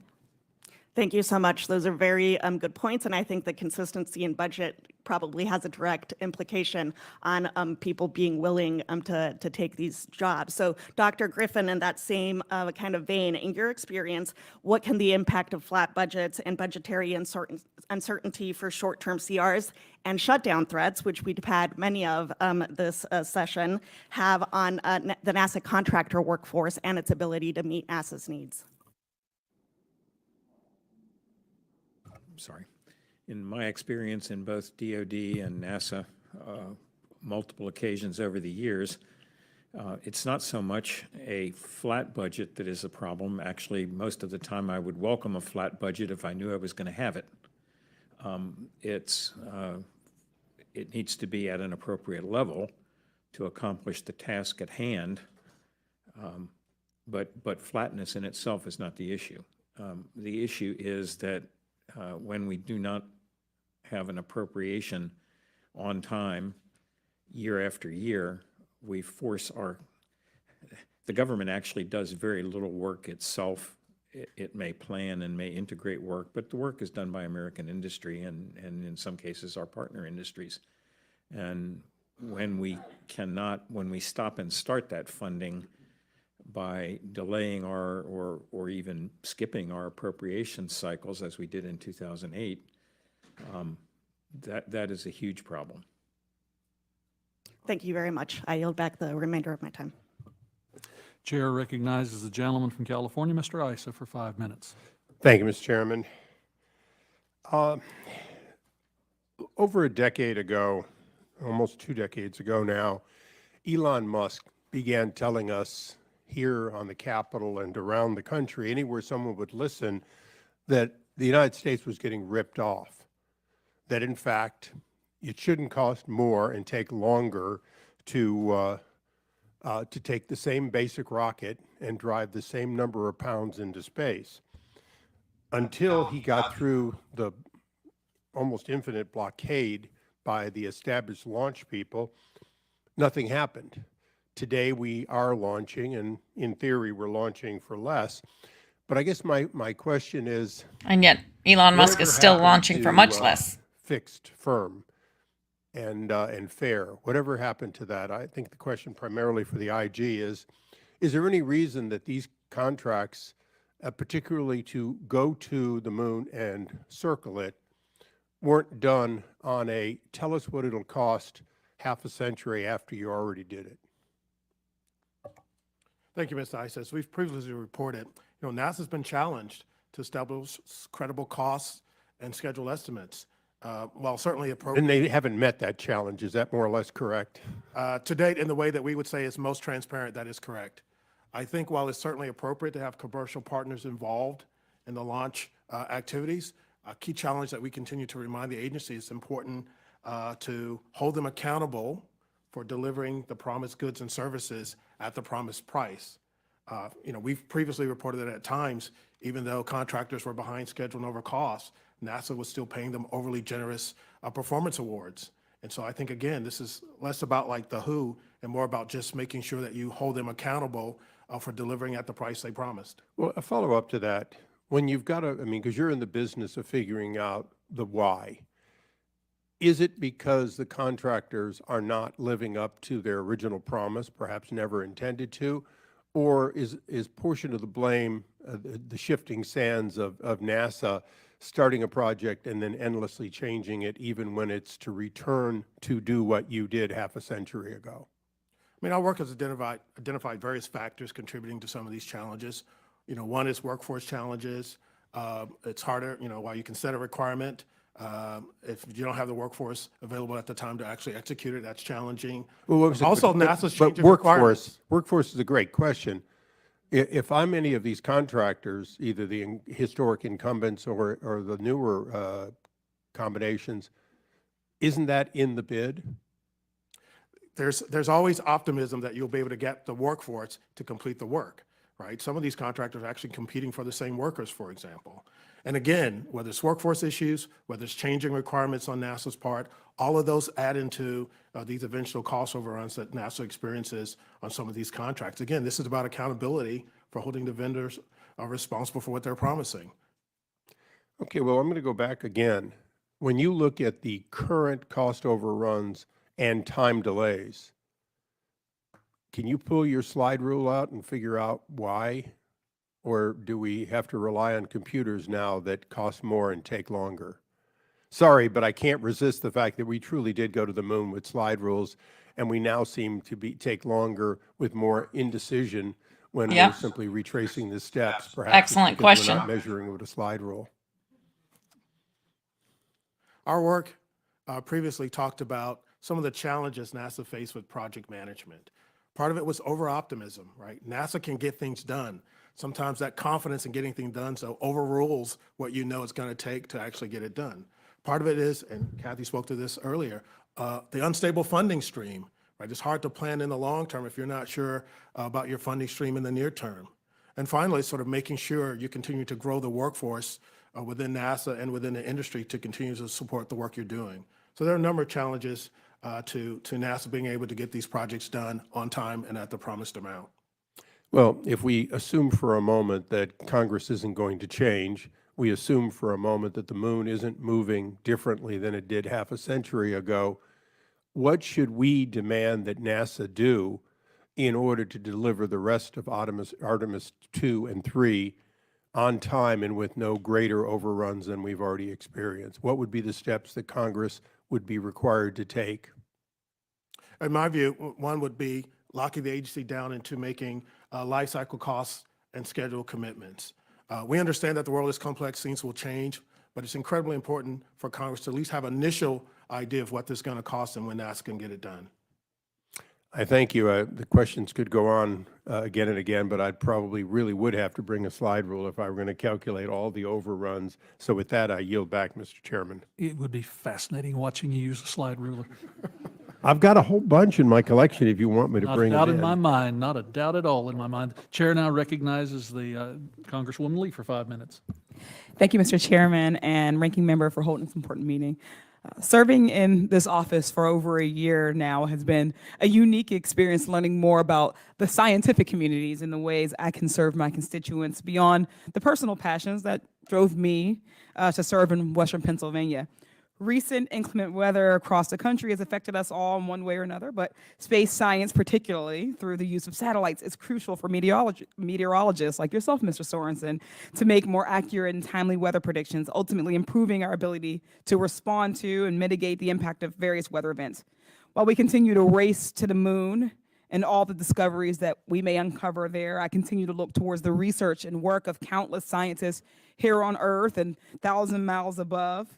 That will help innovate our approach towards realizing things like cleaner air and water, sustainable infrastructure, and more equitable transportation in Southwest PA and across the nation. Today, we've discussed what path forward entails in returning men and hopefully landing our first woman on the moon. In this arena, just as in life, the concept of failure is an essential step in the pathway to success. I'm proud to represent Astrobotic in Pittsburgh, who for the last 16 years has worked tirelessly to make returning Americans to the moon's surface a reality. While last week's unfortunate anomaly with the Peregrine lunar landing reaffirms the unforgiving nature of the space environment, it also further highlights that the success that we can achieve through the pursuit of innovation and pushing boundaries. Between the lander's launch and its expected re-entry to Earth's atmosphere tomorrow, the vehicle's flight has provided irreplaceable knowledge, experience, and insight that will feed forward into making Artemis and the U.S. return to the moon a sustained success. Onboard flight systems like avionics, propulsion controllers, thermal control systems, and more have been tested and qualified, creating new capability in the U.S. space industrial base that could be utilized for other missions and programs in the future. So I'd say now is not the time to retreat. Our nation has consistently throughout its history built upon our ability to adapt and respond to failures. And we must continue to support CLPS efforts so the nation gets the benefit of hard-earned lessons learned from the missions and that mission and others like it. Ms. Carner, while setbacks are often inevitable in science and in life, commercial space industry leaders like Astrobotic find a measurable value and constancy of purpose in programs critical to the Artemis mission. Why is it critical for the nation to keep supporting missions like those on commercial lunar payload services despite the challenges? So part of our charter is also to develop an economic engine that generates and stimulates activity in the space sector. And so what we have been doing with the Commercial Lunar Payloads Services contract, and we call it CLIPS, I think you refer to it as CLPS. Oh, like CLIPS. CLIPS. I'll do that one next. CLIPS is the way we refer to that, is one of those opportunities to help spur on the development of new space entrants. We know that there's a lot of space industry in the big names that have been out there for years, and they do contribute tremendously to the Artemis program. But we want to also make the entrance bar lower so that we can more broadly generate economic activity across the board. Plus, we find a lot more innovation in some of and some of these commercial providers. It was disappointing that the CLIPS provider had challenges last week, but we did still get tremendous data, and we will continue to get data from CLIPS missions as we launch those as precursors. It's really important for us to have robotic precursor missions because that gives us data that helps inform and enable, and it makes our mission safer. What we discovered and what they learned very much so last week, but what we have discovered over a number of tragedies is that space and space exploration is unforgiving. And what we are doing with Artemis is infinitely safer than what we did in the Mercury, Gemini, and Apollo days. And just recently talking to one of the first flight directors from that era, he told me that he didn't realize until more recently just how close they were to having a national tragedy during a number of those Apollo missions. And that's because they were just young and they didn't understand what they didn't know. We're a lot smarter now with the missions that we've flown and with the sacrifices that we've made. And so every step that we make with Artemis makes us safer as we explore. Thank you. That's my time. So I will yield back now instead of launching into another question. But I appreciate you all for coming today and for sharing your testimony. Gentlelady yields back. I would note to the witnesses that we're still 40 minutes away from noon, and after consultation with the ranking member, I believe we'll do another round. Conscious of your time. Associate Director, let's go back for a moment to that measure contractor performance discussion. You talked about the incentives if contractors produce ahead of schedule, on time, and I think the carrot is always very important. Let's discuss for just a moment the stick. What are the consequences for contractors if they don't meet the milestones by the assigned deadline? So again, it depends on the type of contract, right, that we have. When we have performance awards that we can decrement as associated with not meeting milestones. For firm fixed price contracts, it depends again on the way the contract's written. They have to perform, and in some cases, we have penalties if they perform. They have to reimburse the U.S. government for the cost. And by reimburse, I say it basically decrements the payment that they would get in that milestone payment. So they may not, for example, get all of a milestone payment if they don't meet in a timely fashion. So again, it depends on the contract mechanism, what penalties that we can put in place. But we also have ways that we can reflect the contractor performance in a more broad scale to the rest of the community. So it does affect their ultimate bottom line. So speaking of the milestones, for instance, have any of the milestones been divided up into interim milestones, or have interim milestones been created to allow for earlier payments? I ask because this data would be helpful in providing insight into program progress. So I'm not entirely sure I understand the question. We do break certain milestones up, and for example, I can speak to the experience I had managing the commercial resupply services contract for the International Space Station years ago. If we got to a milestone and we felt like the contractor didn't do all of the things or completely meet the milestone in a timely fashion, we would withhold a certain amount of that award. That's what I mean by decrement. So instead of them getting X, they would get X minus a certain amount. And we did that based, again, on the value judgment for what that milestone was worth. And then they had an opportunity in some cases, not in all, some cases that was just money that came back to the program.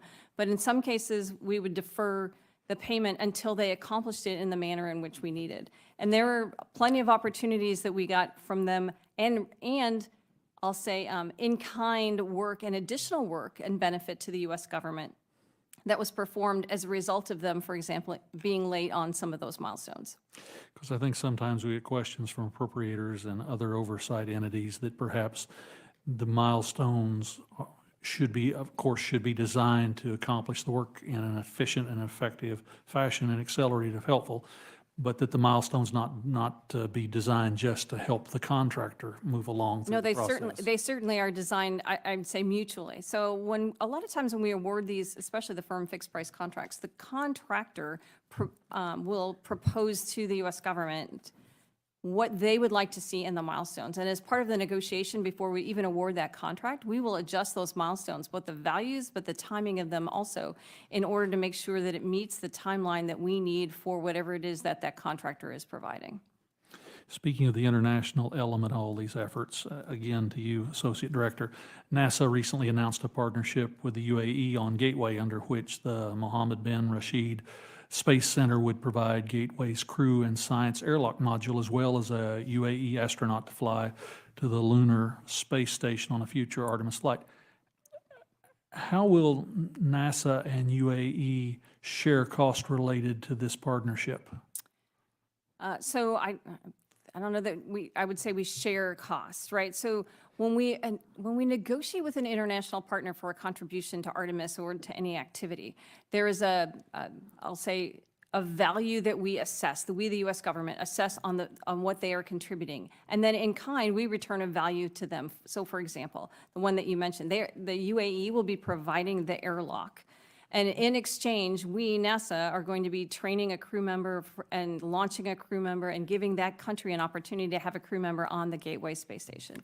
So it's more of a value to value contribution as opposed to a cost. By the way, is the UAE provided airlock on the Gateway a critical path, an important part of the concept? It absolutely is critical. So it enables us to have access, both internal as well as now external access to scientific payloads that we could put on the exterior of Gateway, and it enables us to be able to do maintenance on the Gateway. Having an airlock provides more flexibility for how we use the Gateway space station in cislunar orbit for future missions. I spoke to it earlier when I talked about the flexibility in our missions. Having different elements of the Artemis program enables us to have that mission flexibility. Ranking Member, humor me for one more question. The UAE is, of course, an example of international partnership. They have resources with which to work, which is critically important. But I ask this question in the context of the technology. They also have a history of partnering with China in lunar efforts. For instance, the same entity has an agreement to include a rover on the Chinese mission to the lunar South Pole.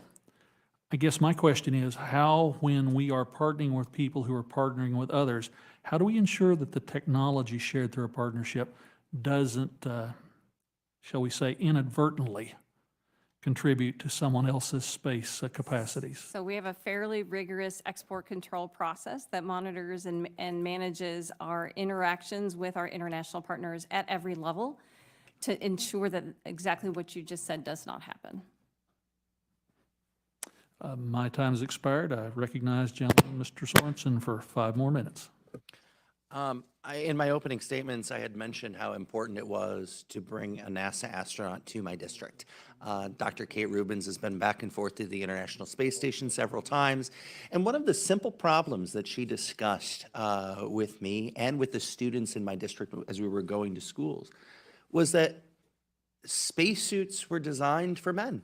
They weren't designed for women. And that was something that she had to deal with in real time. And so that brings me to another line of questioning and for Mr. Russell. GAO's recent report on Artemis programs noted challenges with developing and testing the exploration spacesuit. Can you discuss these challenges and what measures can NASA take to help address such challenges, including issues that we have with the supply chain?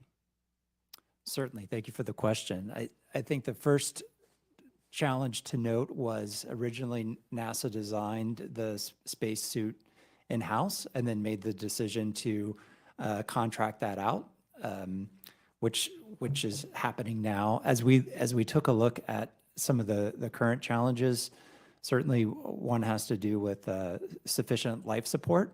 You need to have backup as you're doing lunar operations to have confidence that the system can operate and sustain the astronauts' life as they go through the mission. So There are some technologies that need to be matured there, some refinements to the requirements that the contractor is working on. That's some of the key things that we pointed to in our recent report.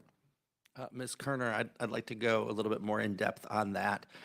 Could you talk about the significant work that is needed to mature technologies for the exploration spacesuit life support systems, as Mr. Russell was talking about? Are the spacesuits on the critical path for Artemis 3? Does NASA have the roadmap for how spacesuit life support systems will be matured and then maintained? So as was noted, NASA designed the spacesuit and made that design available to U.S. industry to be able to produce. And one of our spacesuit providers is using that design. We have a long history of doing spacewalks and developing spacesuits, but also managing spacesuits and managing those systems. I think it's obvious, but I just want to make sure I state it very clearly. A spacesuit is like a personal spacecraft. And it's very complex. It has all of the same kinds of systems that a spacecraft would have, but in a much smaller environment. And it has to be, as you noted, adaptable for both male and female of various sizes and shapes.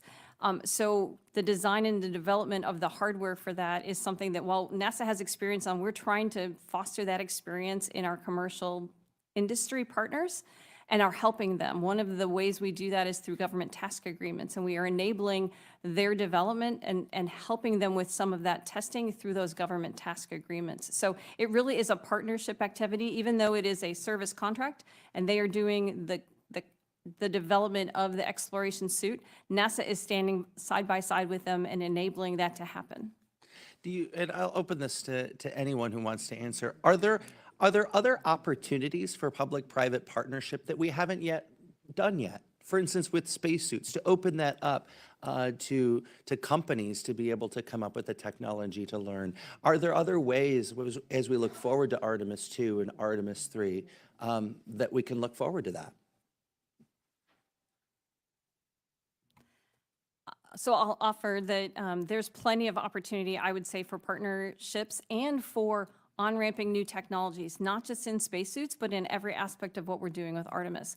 One of the things that we've done over the last couple of years is we established a process for our architecture, which is the entirety of our plan for exploration, that does an annual review where our entire organization, all of NASA, all of our mission directorates, all of our technical authorities, all of our centers, all get to weigh in on the path that NASA is moving forward on. And we get to share the technologies that are developed in industry and on-ramp those. We share the output from that review with industry, and we have a constant and regular dialogue with industry, with our international partners, with academia, to do just that, to identify opportunities for partnerships, but also to make sure that what we're doing with our exploration activities aligns with the direction that our stakeholders want us to go.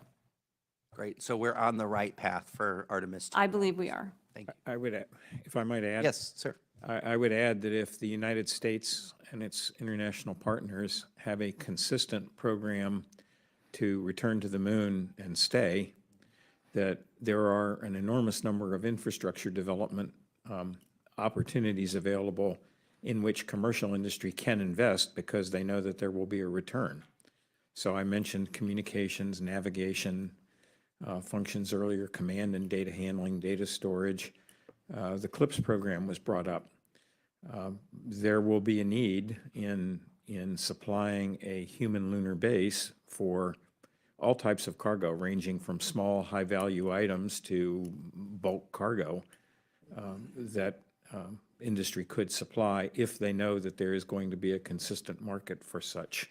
And I think that's an important part, is we're not just going back to the moon, we're going back to the moon to stay on the moon. I would hope so, although I've been trying for over 30 years to promote such an activity and have so far failed, so I possibly should retire from the field. No, don't do that. I yield back. Gentleman yields back. You never give up. Speaking of never giving up. What a I piece of recognize the sunshine gentleman from that California one. For 5 minutes. Thank you, Mr. Chairman. Associate Director, you talked about reducing the mortality or potential mortality. We've lost 15 astronauts over the years. I guess my question is, what statistic or fact would show that we've become safer over time in space? So I don't know that I could point to a single statistic, but what I will tell you is that we have more redundancy in our systems, we have more reliability in our systems, we have more capability in our systems. And I think that alone gives us a greater confidence that even though we're doing something that is extremely, as I said earlier, unforgiving, that we have more safeguards and safety in the system. Well, I understand, but today we're looking at significant delays in doing something that we did before. Nobody died going to the moon and back. As a matter of fact, the program that killed most of our astronauts was the cost-saving, redundant use, new and improved shuttle. Ultimately, that program killed the majority of all astronauts that ever died. The early exploration had its death, including 3 on the ground. We learned from that, don't sit in a bag of oxygen on the ground, not able to get off the ship quickly. So there have been lessons, but I've listened for quite a while to this discussion about the spacesuit and what we're going to do, and the discussion as though that women were new to space. I'm sorry, but we've had women in space for longer than some members of Congress have lived now. So I'll ask again. We're looking at overruns and delays, and so I think I'll go to Mr. Russell. When they're putting that figure out there, we've had 2.9% of all those who have gone to space have died. So it's not an insignificant number, but if you take away 2 events of a single program type, you suddenly go from nearly 700 flights and 19 dead to almost nobody in the rest of those flights. So when we're looking at the cost and delivery, are we in fact looking at Artemis looking for new solutions to things which have already been solved? I'm from the generation of the joke about the difference between our inverted writing instrument and the Russians. Okay, and for those who haven't seen it, exactly.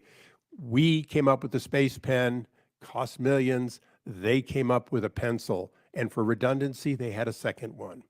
So again, as we're looking I'm glad he's asking some harder questions. I was wondering why perfect everybody was being so and nice today. predictability of time, Not that he's not being nice about it, should but we, in fact, push NASA to accomplish the mission with the highest level of reuse of technology, or should we allow them to continue to say, but we're exploring all kinds of new technology, which inherently brings in, at least in my examination, it brings in risk assessment of new technology. One only needs to look at the Boeing MAX and ask the question, is there anything that new about a 737 going 34,000 feet? No, but somehow every change is a variable. So if we're looking to deliver on time, on budget, are we doing all the right things, or are we doing all the things that have led us to this inevitable delay and cost overrun? Great question. I think that's as I see it, NASA's at an inflection point right now because they are about to set the agency baseline commitments for a number of these efforts. And you referred to the firm fixed price contracts and things. And once you settle on a number that is great, you can hold the contractor to that price, that deliverable, but it's up to the government to have stable requirements, right? When you change those requirements, then that changes the deal that you have with the contractor that could cost additional funds. So right now, what we expect to see really then— Contract changes are where all the profit is, isn't it? Right, that equals dollars. If it's a cost plus contract, if there's a delay, you're paying the contractor's cost plus whatever fee goes along with that. So I think as we look to these new efforts, how those technical and cost baselines are set and the realism of those are going to be very important. And we'll see in the coming 12 to 18 months whether the projects can adhere to those baselines, meet the technical challenges, There's going to be some margin for cost and schedule reserves to deal with issues, but the fidelity and the realism of those baselines will be extremely important for what are some new and novel technologies. A lot of these systems, it's not just a rocket. It has a payload that's never been done before. There's a lot of firsts. The way that the HLS system will work with essentially a gas station in space that will, fill up the lander and help accomplish the mission. All of those are new and novel things. So capturing that technical risk, putting it in a realistic baseline, I think will be essential. Thank you. Thank you, Mr. Chairman. Yield back. Gentleman yields back. Seeing no additional questions, I want to thank the witnesses for their valuable testimony and the members for your questions. We will have more of these hearings and expect, with a different attitude from Mother Nature, a really big crowd. The record will remain open for 10 days for additional comments and written questions from the members.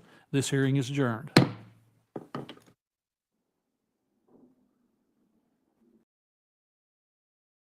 Right. Yay. Okay, so that was an interesting hearing.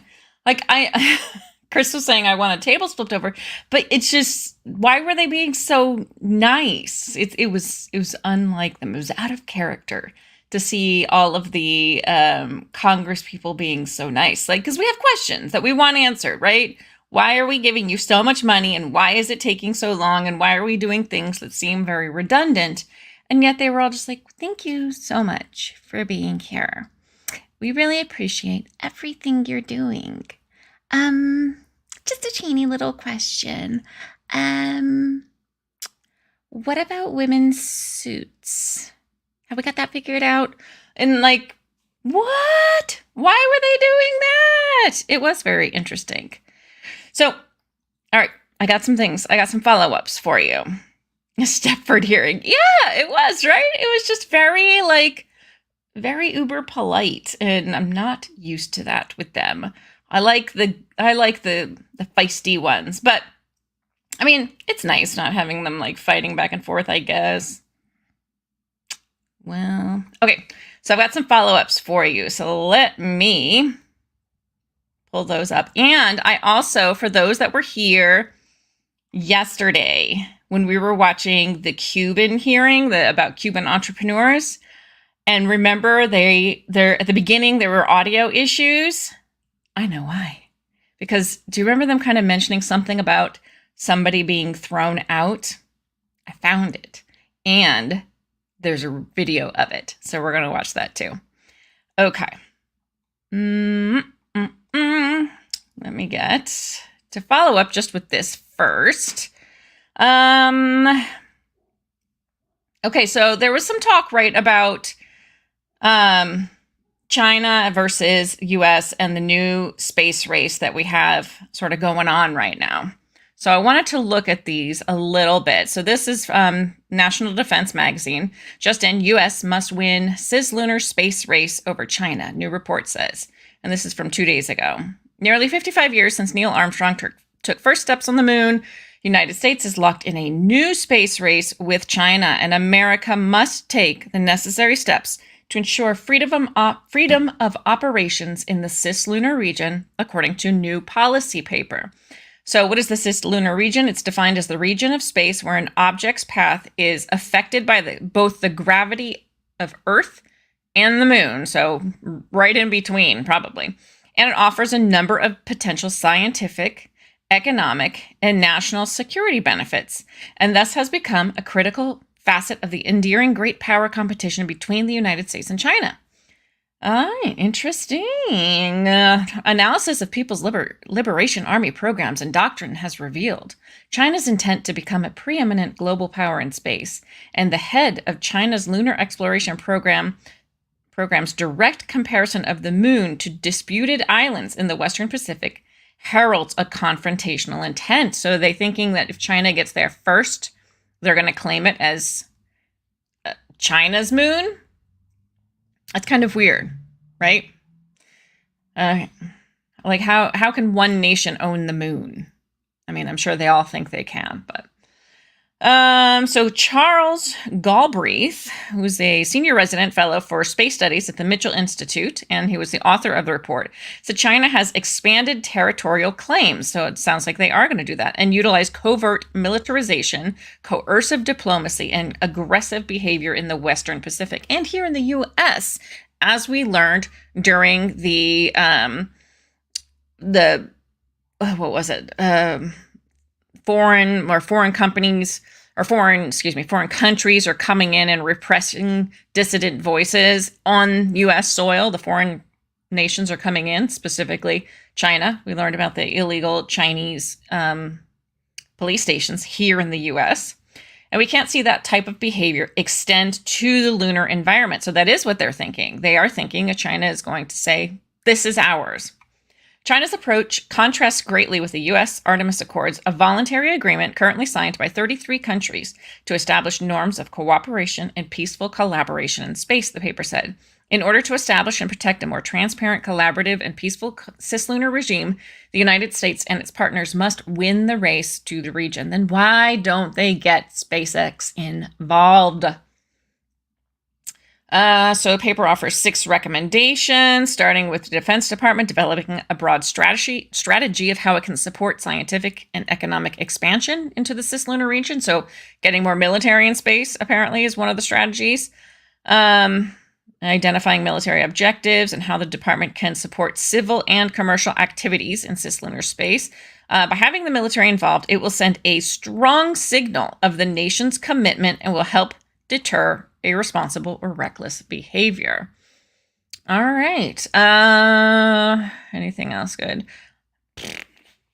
In terms of the government's own investment, the paper's second recommendation called for Congress to fund additional growth of about $250 million per year to the Space Force budget and increase its end strength by 200 personnel in the next 5 years for the service to handle new responsibilities associated with engineering national interests on the moon. I'll work for Space Force. I'm right here. You got me right here. I'll help. Only if I'm in a management position. I'm very good at bossing people around. They also view this as a problem for tomorrow and lack resources to pursue it now. Instead, they must focus their limited resources on preparing for the flight tonight. And I can't argue with that. They actually have to marshal their resources where they best provide an impact. So are they saying that Space Force just doesn't have enough money? How is that possible? Well, maybe if the Pentagon was better at budgeting, they would have more money in Space Force. And let's see, there's a lot of space. That's a lot of area to have domain awareness. And oh, by the way, the orbital dynamics are different because of the moon's gravitational pull. So it's very difficult to see, very difficult to predict where things are going. Those are big challenges. Yes, indeed.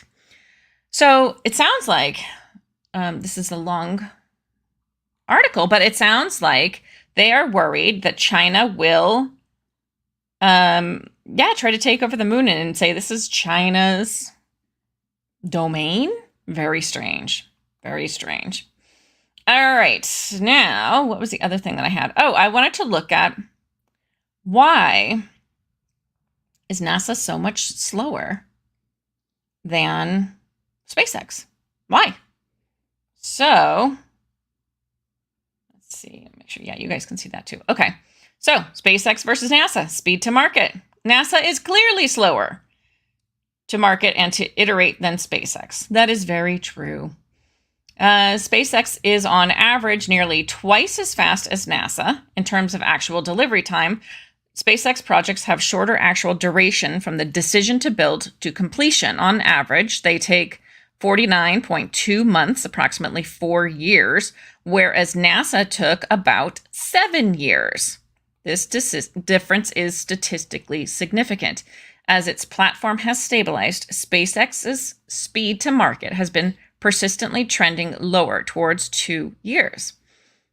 In contrast, NASA's speed to market is trending back upwards towards 4 years and above. So as time goes on, SpaceX is delivering quicker and NASA is actually delivering slower. Those are the hand gestures for quicker and slower, in case you weren't aware. Since our estimates of actual delivery time exclude pre-planning prior to final investment decision or contractual close.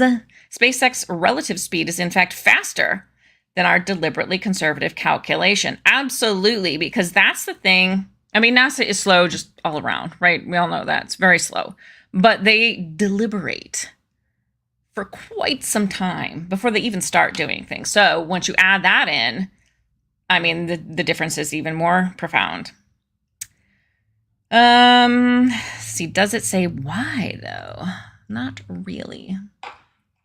Hour of 2 o'clock having arrived, the joint hearing will come to order. Who's going? Excuse me, sir. I don't think so. So, interesting. Interesting. Okay. Hold on. I've got something else to show you guys. Where did it go? Here it is. Okay. This is it. Okay. Here we go. You guys ready for this? So this, ladies and gentlemen, is about the hearing yesterday and the drama. Oh, the drama that ensued. So, Republican kicks Barbara Lee out of hearing on Cuba over pro-diplomacy views. You are doing exactly what you say the Cuban government is doing, Lee said. She's like, you're doing it too, bitches. Okay. While making a show of decrying dictators, on Thursday, a Republican House member kicked Progressive Representative Barbara Lee from California out of the subcommittee hearing over her calls for diplomacy and normalizing relations with Cuba, spurring criticism over the Republican Party in the same anti-democratic behaviors she was supposedly denouncing. We hear this all the time, right? So Lee posted a video, which we will watch, on social media of her being removed from a hearing by the House Foreign Affairs Subcommittee on the Western Hemisphere, saying that not only did Republicans give her the boot, they gave her the boot, they also cut the sound in the live stream of the hearing when she objected to the removal and defended herself. So that's why we couldn't hear anything, because they cut the sound. So we saw her yelling, right? But we couldn't hear anything. The removal was ordered by the subcommittee chair, Representative Maria Elvira? Her middle name is Elvira? Get out of town, girlfriend. Maria Elvira Salazar. We remember her, right? She's the chair. And the one that I said, I would not want to piss that woman off. No, ma'am, I would not. And apparently Miss Barbara Lee says, I'm doing it. I'm coming in and I'm doing it anyway. And she accused Lee of unequivocal support of Fidel Castro. We need Chris here to do Miss Salazar's accent. I can't do it justice. Something that Republicans have long accused Lee, with little evidence, other than her desire to restore diplomacy with Cuba and spreading communist propaganda. Oh, Miss Lee is on fire. I'm an African-American woman. This is Barbara Lee saying this just for the internet out there. This is not me saying this clearly. I'm an African-American woman who has a point of view where in a democracy, it's a constitutional republic actually, but hey, technicalities, those points of view are allowed. And yes, they are. And you're doing exactly what you say the Cuban government is, denying me the opportunity to present my point of view. What is wrong with this picture? What is wrong? Salazar doubled down and dodged the question. I would love to have the same type of political discourse in Havana, she said, while blocking this type of political discourse from happening in the U.S. Capitol. So, who was right? Who was wrong? Let's watch the video and see if we can see it. Hold on, can I get this bigger? Oh, no. I want to make sure you guys are seeing this too. Yeah. Okay. I don't think I can make it any bigger, but here we go.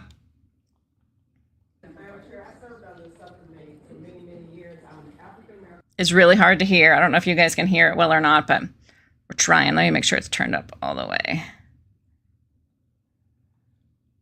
Woman who has a point of view where in a democracy those point of views are allowed. And you are doing exactly what you say the Cuban government is by denying myself, a member of Congress who represents the same number of constituents you represent, denying me the opportunity to present my point of view. What is wrong with this picture?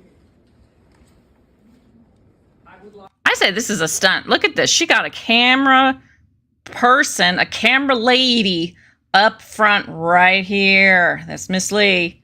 She's got her own camera lady right there. I'm thinking this is a political stunt. To have this same type of political discourse in Havana.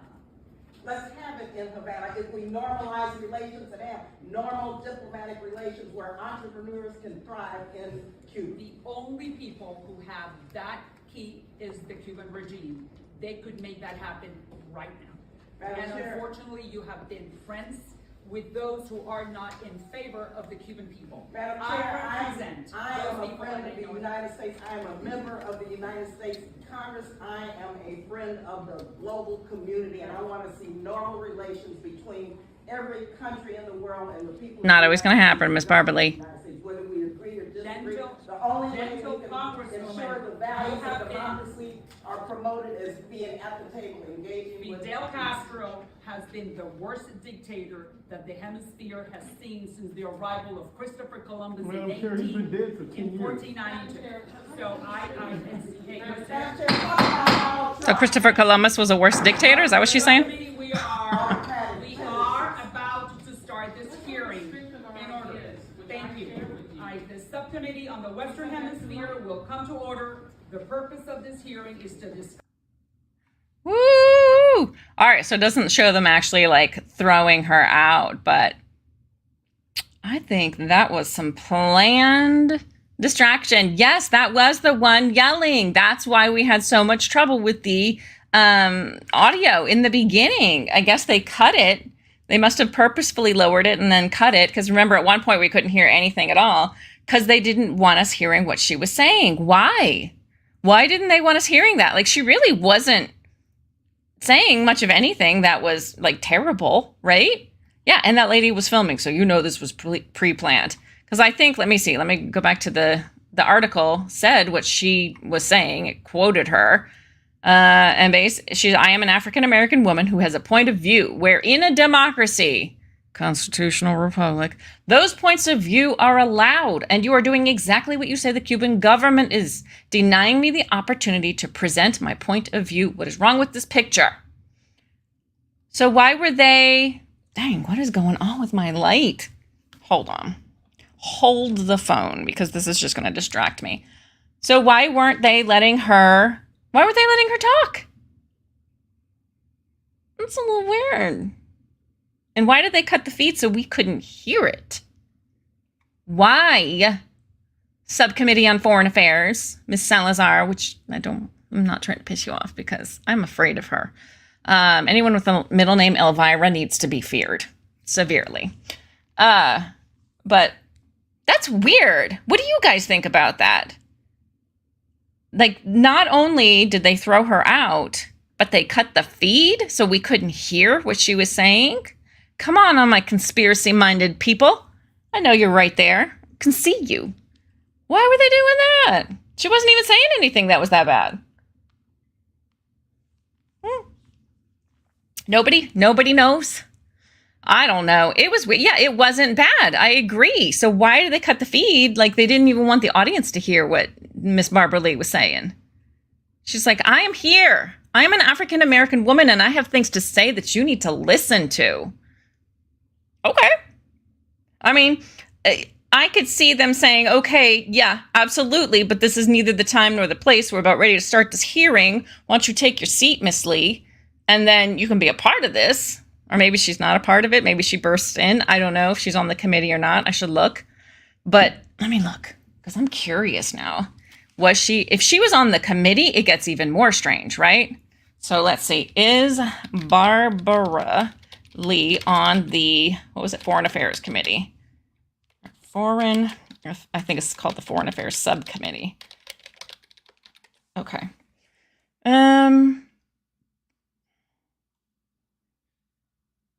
Did she used to chair it? Let's see, this is from 2021, was named the new chair of the House Appropriations Subcommittee and State on Foreign. Okay, so that's not. That's a different committee.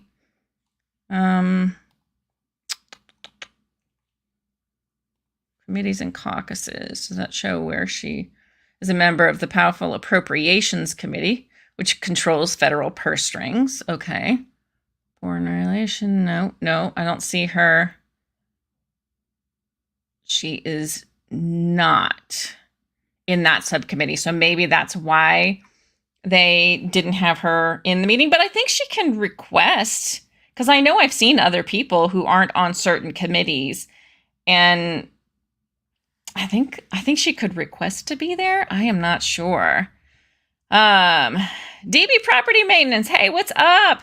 They want Russia to maintain weather modification facilities in Cuba that create low pressure systems to wreak havoc on the East Coast. There will be no effort at diplomacy by design. I mean, somebody did mention weather modification. They said we want a whole hearing on weather modification, and the audio in that whole hearing was a little weird, so I didn't quite hear what that person was saying, but I did catch that, and I remember saying it while we were watching, like, what weather modification hearing? I want to see that, because, like, what can you guys do? Like, we want to know. Inquiring minds want to know. I want to know.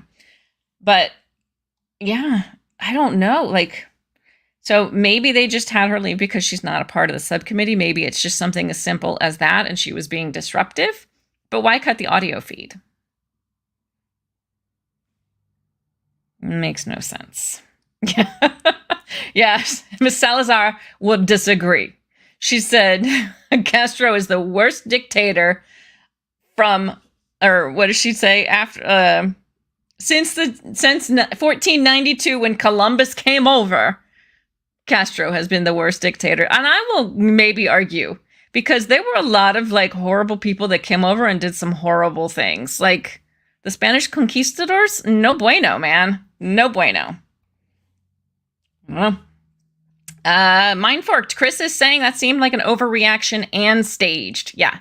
But who staged what? Maybe her reputation precedes her. Oh, that's a good question. Because clearly she had to have brought that camera person with her, right?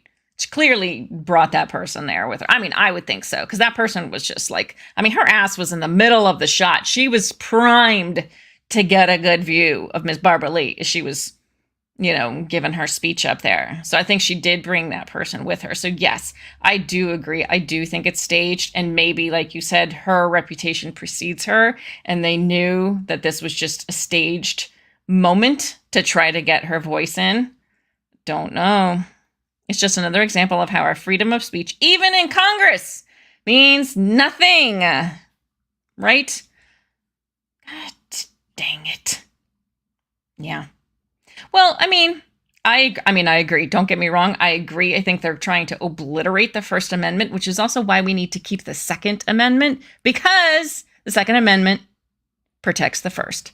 But there are rules and regulations, and, any of you, if you were nerds like me and you were in the debate club, which I know is going to be shocking to everybody here, but there are ways that you go about these hearings, right? There are procedures that you follow so that, we watch them all the time. We love the craziness. We love the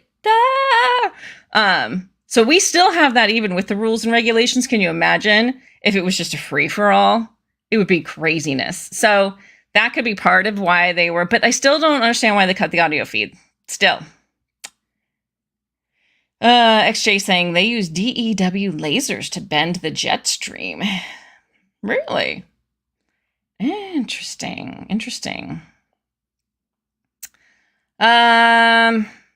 Vivek has been campaigning. I like Vivek. I'm sad he dropped out, but I understand why. I do. Do you guys think it's going to be a Trump Vivek ballot? Please, no Nikki Haley. No. Hashtag never Nikki. Look it up. No Nikki Haley. Do not like Miss Haley. But Vivek has been campaigning about 1776, a revolution, very pro-reset. Yes, he wants a revolution. He speaks like a patriot, right? Like the patriots of 1776. And I hate the fact that patriot has become like they're patriots. It's just like you say patriot and you're automatically like uber MAGA. which, like, whatever. I am a patriot. I come from patriots. Right? Yes. Come from a long line of patriots. We were here since the Declaration of Independence. Mr. George Ross, related to me. Or I'm related to him, really. Let's put it in perspective here. So, debate, Lynn? Never? No. I know, I'm so quiet and timid. I don't know how I did it. Yeah, I think you can request to listen. I think that's the key. You can request to listen, but maybe not participate. Hashtag never Nikki. Love it. Yeah, Rand Paul. If you look at Rand Paul on Twitter or X, sorry, Elon, on X, he has this whole thing. And there is it. I think it is. Let me look it up. I think it is nevernikki.com. Hold on. And he talks about how terrible she is. I mean, we knew it already. Yep, nevernikki.com. Here, I'll put it in the chat for you guys. If you want to go check it out. She's kind of the worst. Did I say, oh, Ben Carson, potential Veep? No, I've heard a lot of people, like, there's a lot of things. Like, I've heard Elise Stefanik. Oh boy, what I love. Can you imagine? This is like my dream ticket. Trump and MTG, Miss Marjorie Taylor Greene. Can you imagine how amazing that would be? I would lose my mind. You two loudmouths together going, oh, as Trump would say, it would be tremendous. It would be the greatest ticket you've ever seen. It would be beloved by many. Ugh, I love it. He's talking the same talk Klaus Schwab and company are rooting. Who is talking that? Klaus Schwab, Mr. You will own nothing and you'll be happy. You will love it. Hey, Truth Entertainment audio feed cut. Obviously, a paranormal entity draining power sources. You figured it out. You figured out the problem. That's what it was. It was a ghost. Yes, Mr. David Hurley. Patriots. We are. I know. If I hadn't changed my channel name like a million times already, I would change it to like Rebellious Patriots or Rebellious Patriot or something like that. But I don't want to confuse you guys. I've already changed it a million times, so I need to stick with it, I guess. Unless you tell me that you want me to do that, and then I will. But, yeah, craziness. Little part. Oh, does it? From the Mayflower? That's so cool. Oh, my gosh. We came over not long after the Mayflower, at least on my... I think it's on my dad's side. I know it's on my dad's side, but I don't know if it's his dad or his mom. I can't remember which one. Both lines go back pretty far. But yeah, we came over not on the Mayflower. That's really, really cool. Do you know the name of your ancestor?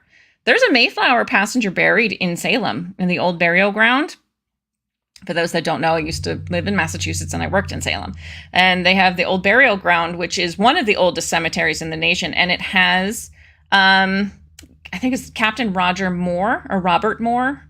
His last name is Moore. I think it's Roger, but he was on the Mayflower, and he's buried there. So, yeah. What did I say? What did I do?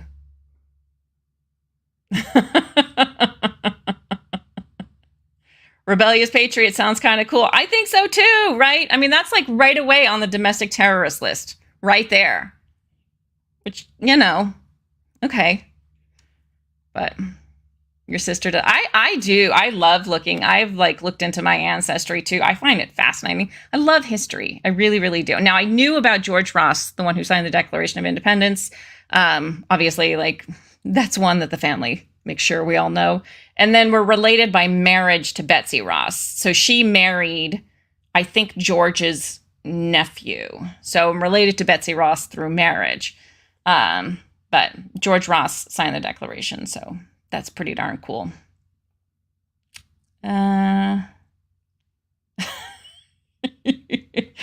You'll be able to find me no matter what my name is. You come from Olaf the Black? I don't know who that is, but it sounds amazing. I'm thinking like Viking. Is that a Viking? Olaf the Black? I really wish I had some Viking DNA. It'd be awesome. I mean, I'm Scottish, so maybe, right? Right? It's possible. don't know. You know what? Chris, these cryptic messages on here with the laughy faces and like 2-3 words. Maybe I'm going to change it to Rebellious Patriot just to annoy Chris. I would. Related to Vincent Prince somehow. Oh, that's cool. Does tree stuff ancestry? That's what they mean, like family tree? Yeah, Scottish. Is Olaf the Black Scottish or is he Viking? But yeah, I know. You can tell I'm part Scottish. I'm 50% Italian. My mom is 100% Italian. And then my dad's side, it's like Scottish, English, I think a little bit of Irish, but I got more Scottish genes than anything. Except for Italian, obviously.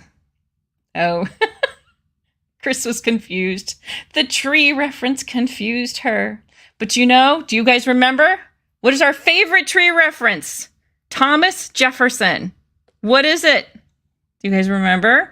Does anybody remember me talking about it? Did you watch the J6? The J6 episode? The Tree of Liberty? I'm going to read it just because we're talking. Here we go. It's from a letter. Thomas Jefferson. All right, my patriots. Are you ready? All hail Valhalla. Yeah. Wrong kind of tree, but I like it. I like it, Chris, the palm trees. Let's see. Here we go. This is from Monticello.com or .org. The Tree of Liberty quotation. It is beautiful. So it's from a 1778 letter. Oh, dang nabbit. Come on now. I just channeled Tom Burchett. 1778 letter to William Stephen Smith, the son-in-law of John Adams, president. Okay, where is it? Hold on, let me go back down to where it is. Here we go, we'll start here. We have 13 states independent, 11 years. There has been one rebellion. That comes to one rebellion in a century and a half for each state. What country before ever existed a century and a half without a rebellion? What country can preserve its liberties? Listen to this. This is beautiful. What country can preserve its liberties if their rulers are not warned from time to time that their people preserve the spirit of resistance? Let them, what a man. Let them take arms. The remedy is to set them right as to facts, pardon, and pacify them. So earlier he said that the people there's always going to be rebellions because the people who are not a part of the political system, they're always going to misunderstand some things. And so it is the duty of the government to listen to them. I'm trying to see where it says it. Here we go. Oh, this is where he's talking about rebellions. They are founded in ignorance, not wickedness. God forbid we should ever be 20 years without such a rebellion. The people cannot all and always be well informed. The part which is wrong will be discontented in proportion to the importance of the facts they misconceive. If they remain quiet under such misconceptions, it is a lethargy, the forerunner of death to public liberty. All right, so that's what he was talking about where he said, so the remedy is to set them right as to facts, pardon, and pacify them. That needs to be sent to the FBI, right? About J6. Set them right to the facts. So be honest, be truthful, tell them what it is, pardon them, and then pacify them. Because why? You work for them. You work for the people. What signify a few lives lost in a century or two? Here it is. The tree of liberty must be refreshed from time to time with the blood of patriots and tyrants. It is its natural manure. It was so beautiful until the manure came in. Our convention has been too much impressed by the insurrection of Massachusetts, and in the spur of the moment, they are setting up a kite to keep the hen yard in order. I hope in God this article will be rectified before the new Constitution is accepted. The tree of liberty must be refreshed from time to time with the blood of patriots and tyrants. Yes. Yes, sir. Yeah. Thomas Jefferson. Amazing. Amazing. I wish people still spoke like that. I really do. Like now we're just like, hey, what's that? When they spoke, it was beautiful. Now, that as much.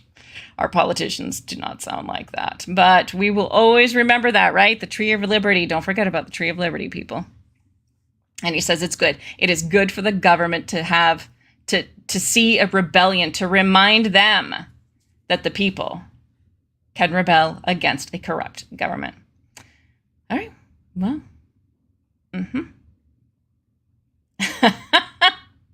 What are you saying?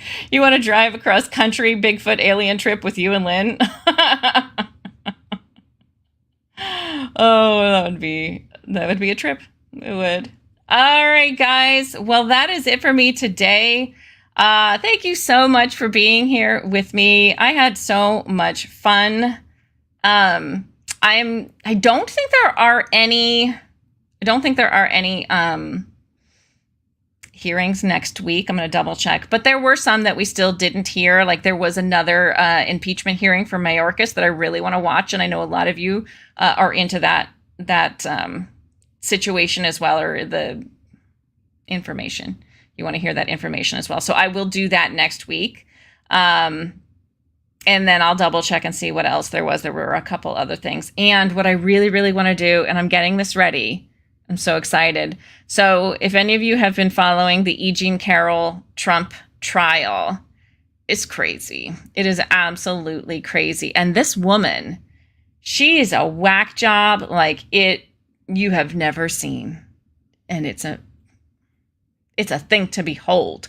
So I want to do a show talking about her and all of the things that the judges are not allowing, because this is the second trial now with her.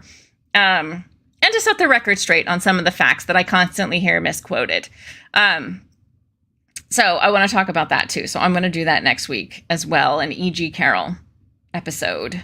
She's a whack job. You guys are going to just don't miss that one. I promise you. It'll be good. All right, my fellow patriots. I hope you had a great time. I had a great time with you. And I hope you have a wonderful weekend. Don't forget that Mindforked is doing her movie night tonight. I am so excited. Thank you, Hero. And I'm so glad that you were able to make it. It was a good listen. It was a good hearing, wasn't it? It was nice. So don't forget, Mindforked, 9:15 p.m. tonight. Yeah, here we go. There she is. Come to my show tonight. What is it called, Chris? What is the name of the movie? Oh gosh, I can't remember now. Carnival of Souls. Is that what it is? It's going to be a good one. And she's got some good stuff in store for you guys. I've gotten sneak peeks and it's great. You're going to love it. So we're going to want to be there, support her, because we want this a regular thing. It's going to be great. I've got my snacks already. Like seriously, not lying. I've got M&Ms. I've got gummies. I've got Twizzlers. I've got popcorn over there. I'm ready to go tonight. So thank you, Esley. Thank you for being here. Thank you, Truthertainment. I'm just going to go through everybody. Thank you. Thank you. You're welcome, Chris, and thank you. I will be there tonight at 9:15, so I want to see everybody there. That is your homework, 9:15 tonight. And if you're not subscribed to Mindfork, go on over there. Go on over and subscribe right now. Okay, well, I've got a song that you guys haven't heard for quite some time. I don't think, unless you watched me on SOR, I'm talking to you, Fap and Andrew, some of my OGs. You may not know this song. It's a beautiful little instrumental. It's not little, but it's a beautiful instrumental piece from Mr. Dave Hurley. So if you like a good guitar instrumental, this one's for you, and it will relax you. It's lovely. And it's perfect to go along with the movie Chris is doing tonight, because the name of the song is Contact. And there's some weird stuff that happens in the movie that Chris is going to be showing us. So let me get that pulled up. I had it and I don't know what happened to it. All right, guys. Thank you so much. Much love to all of you. And I will see you at Chris's show tonight, 9:15. And next week, whenever I do the shows, I'll be there. All right. Bye, guys.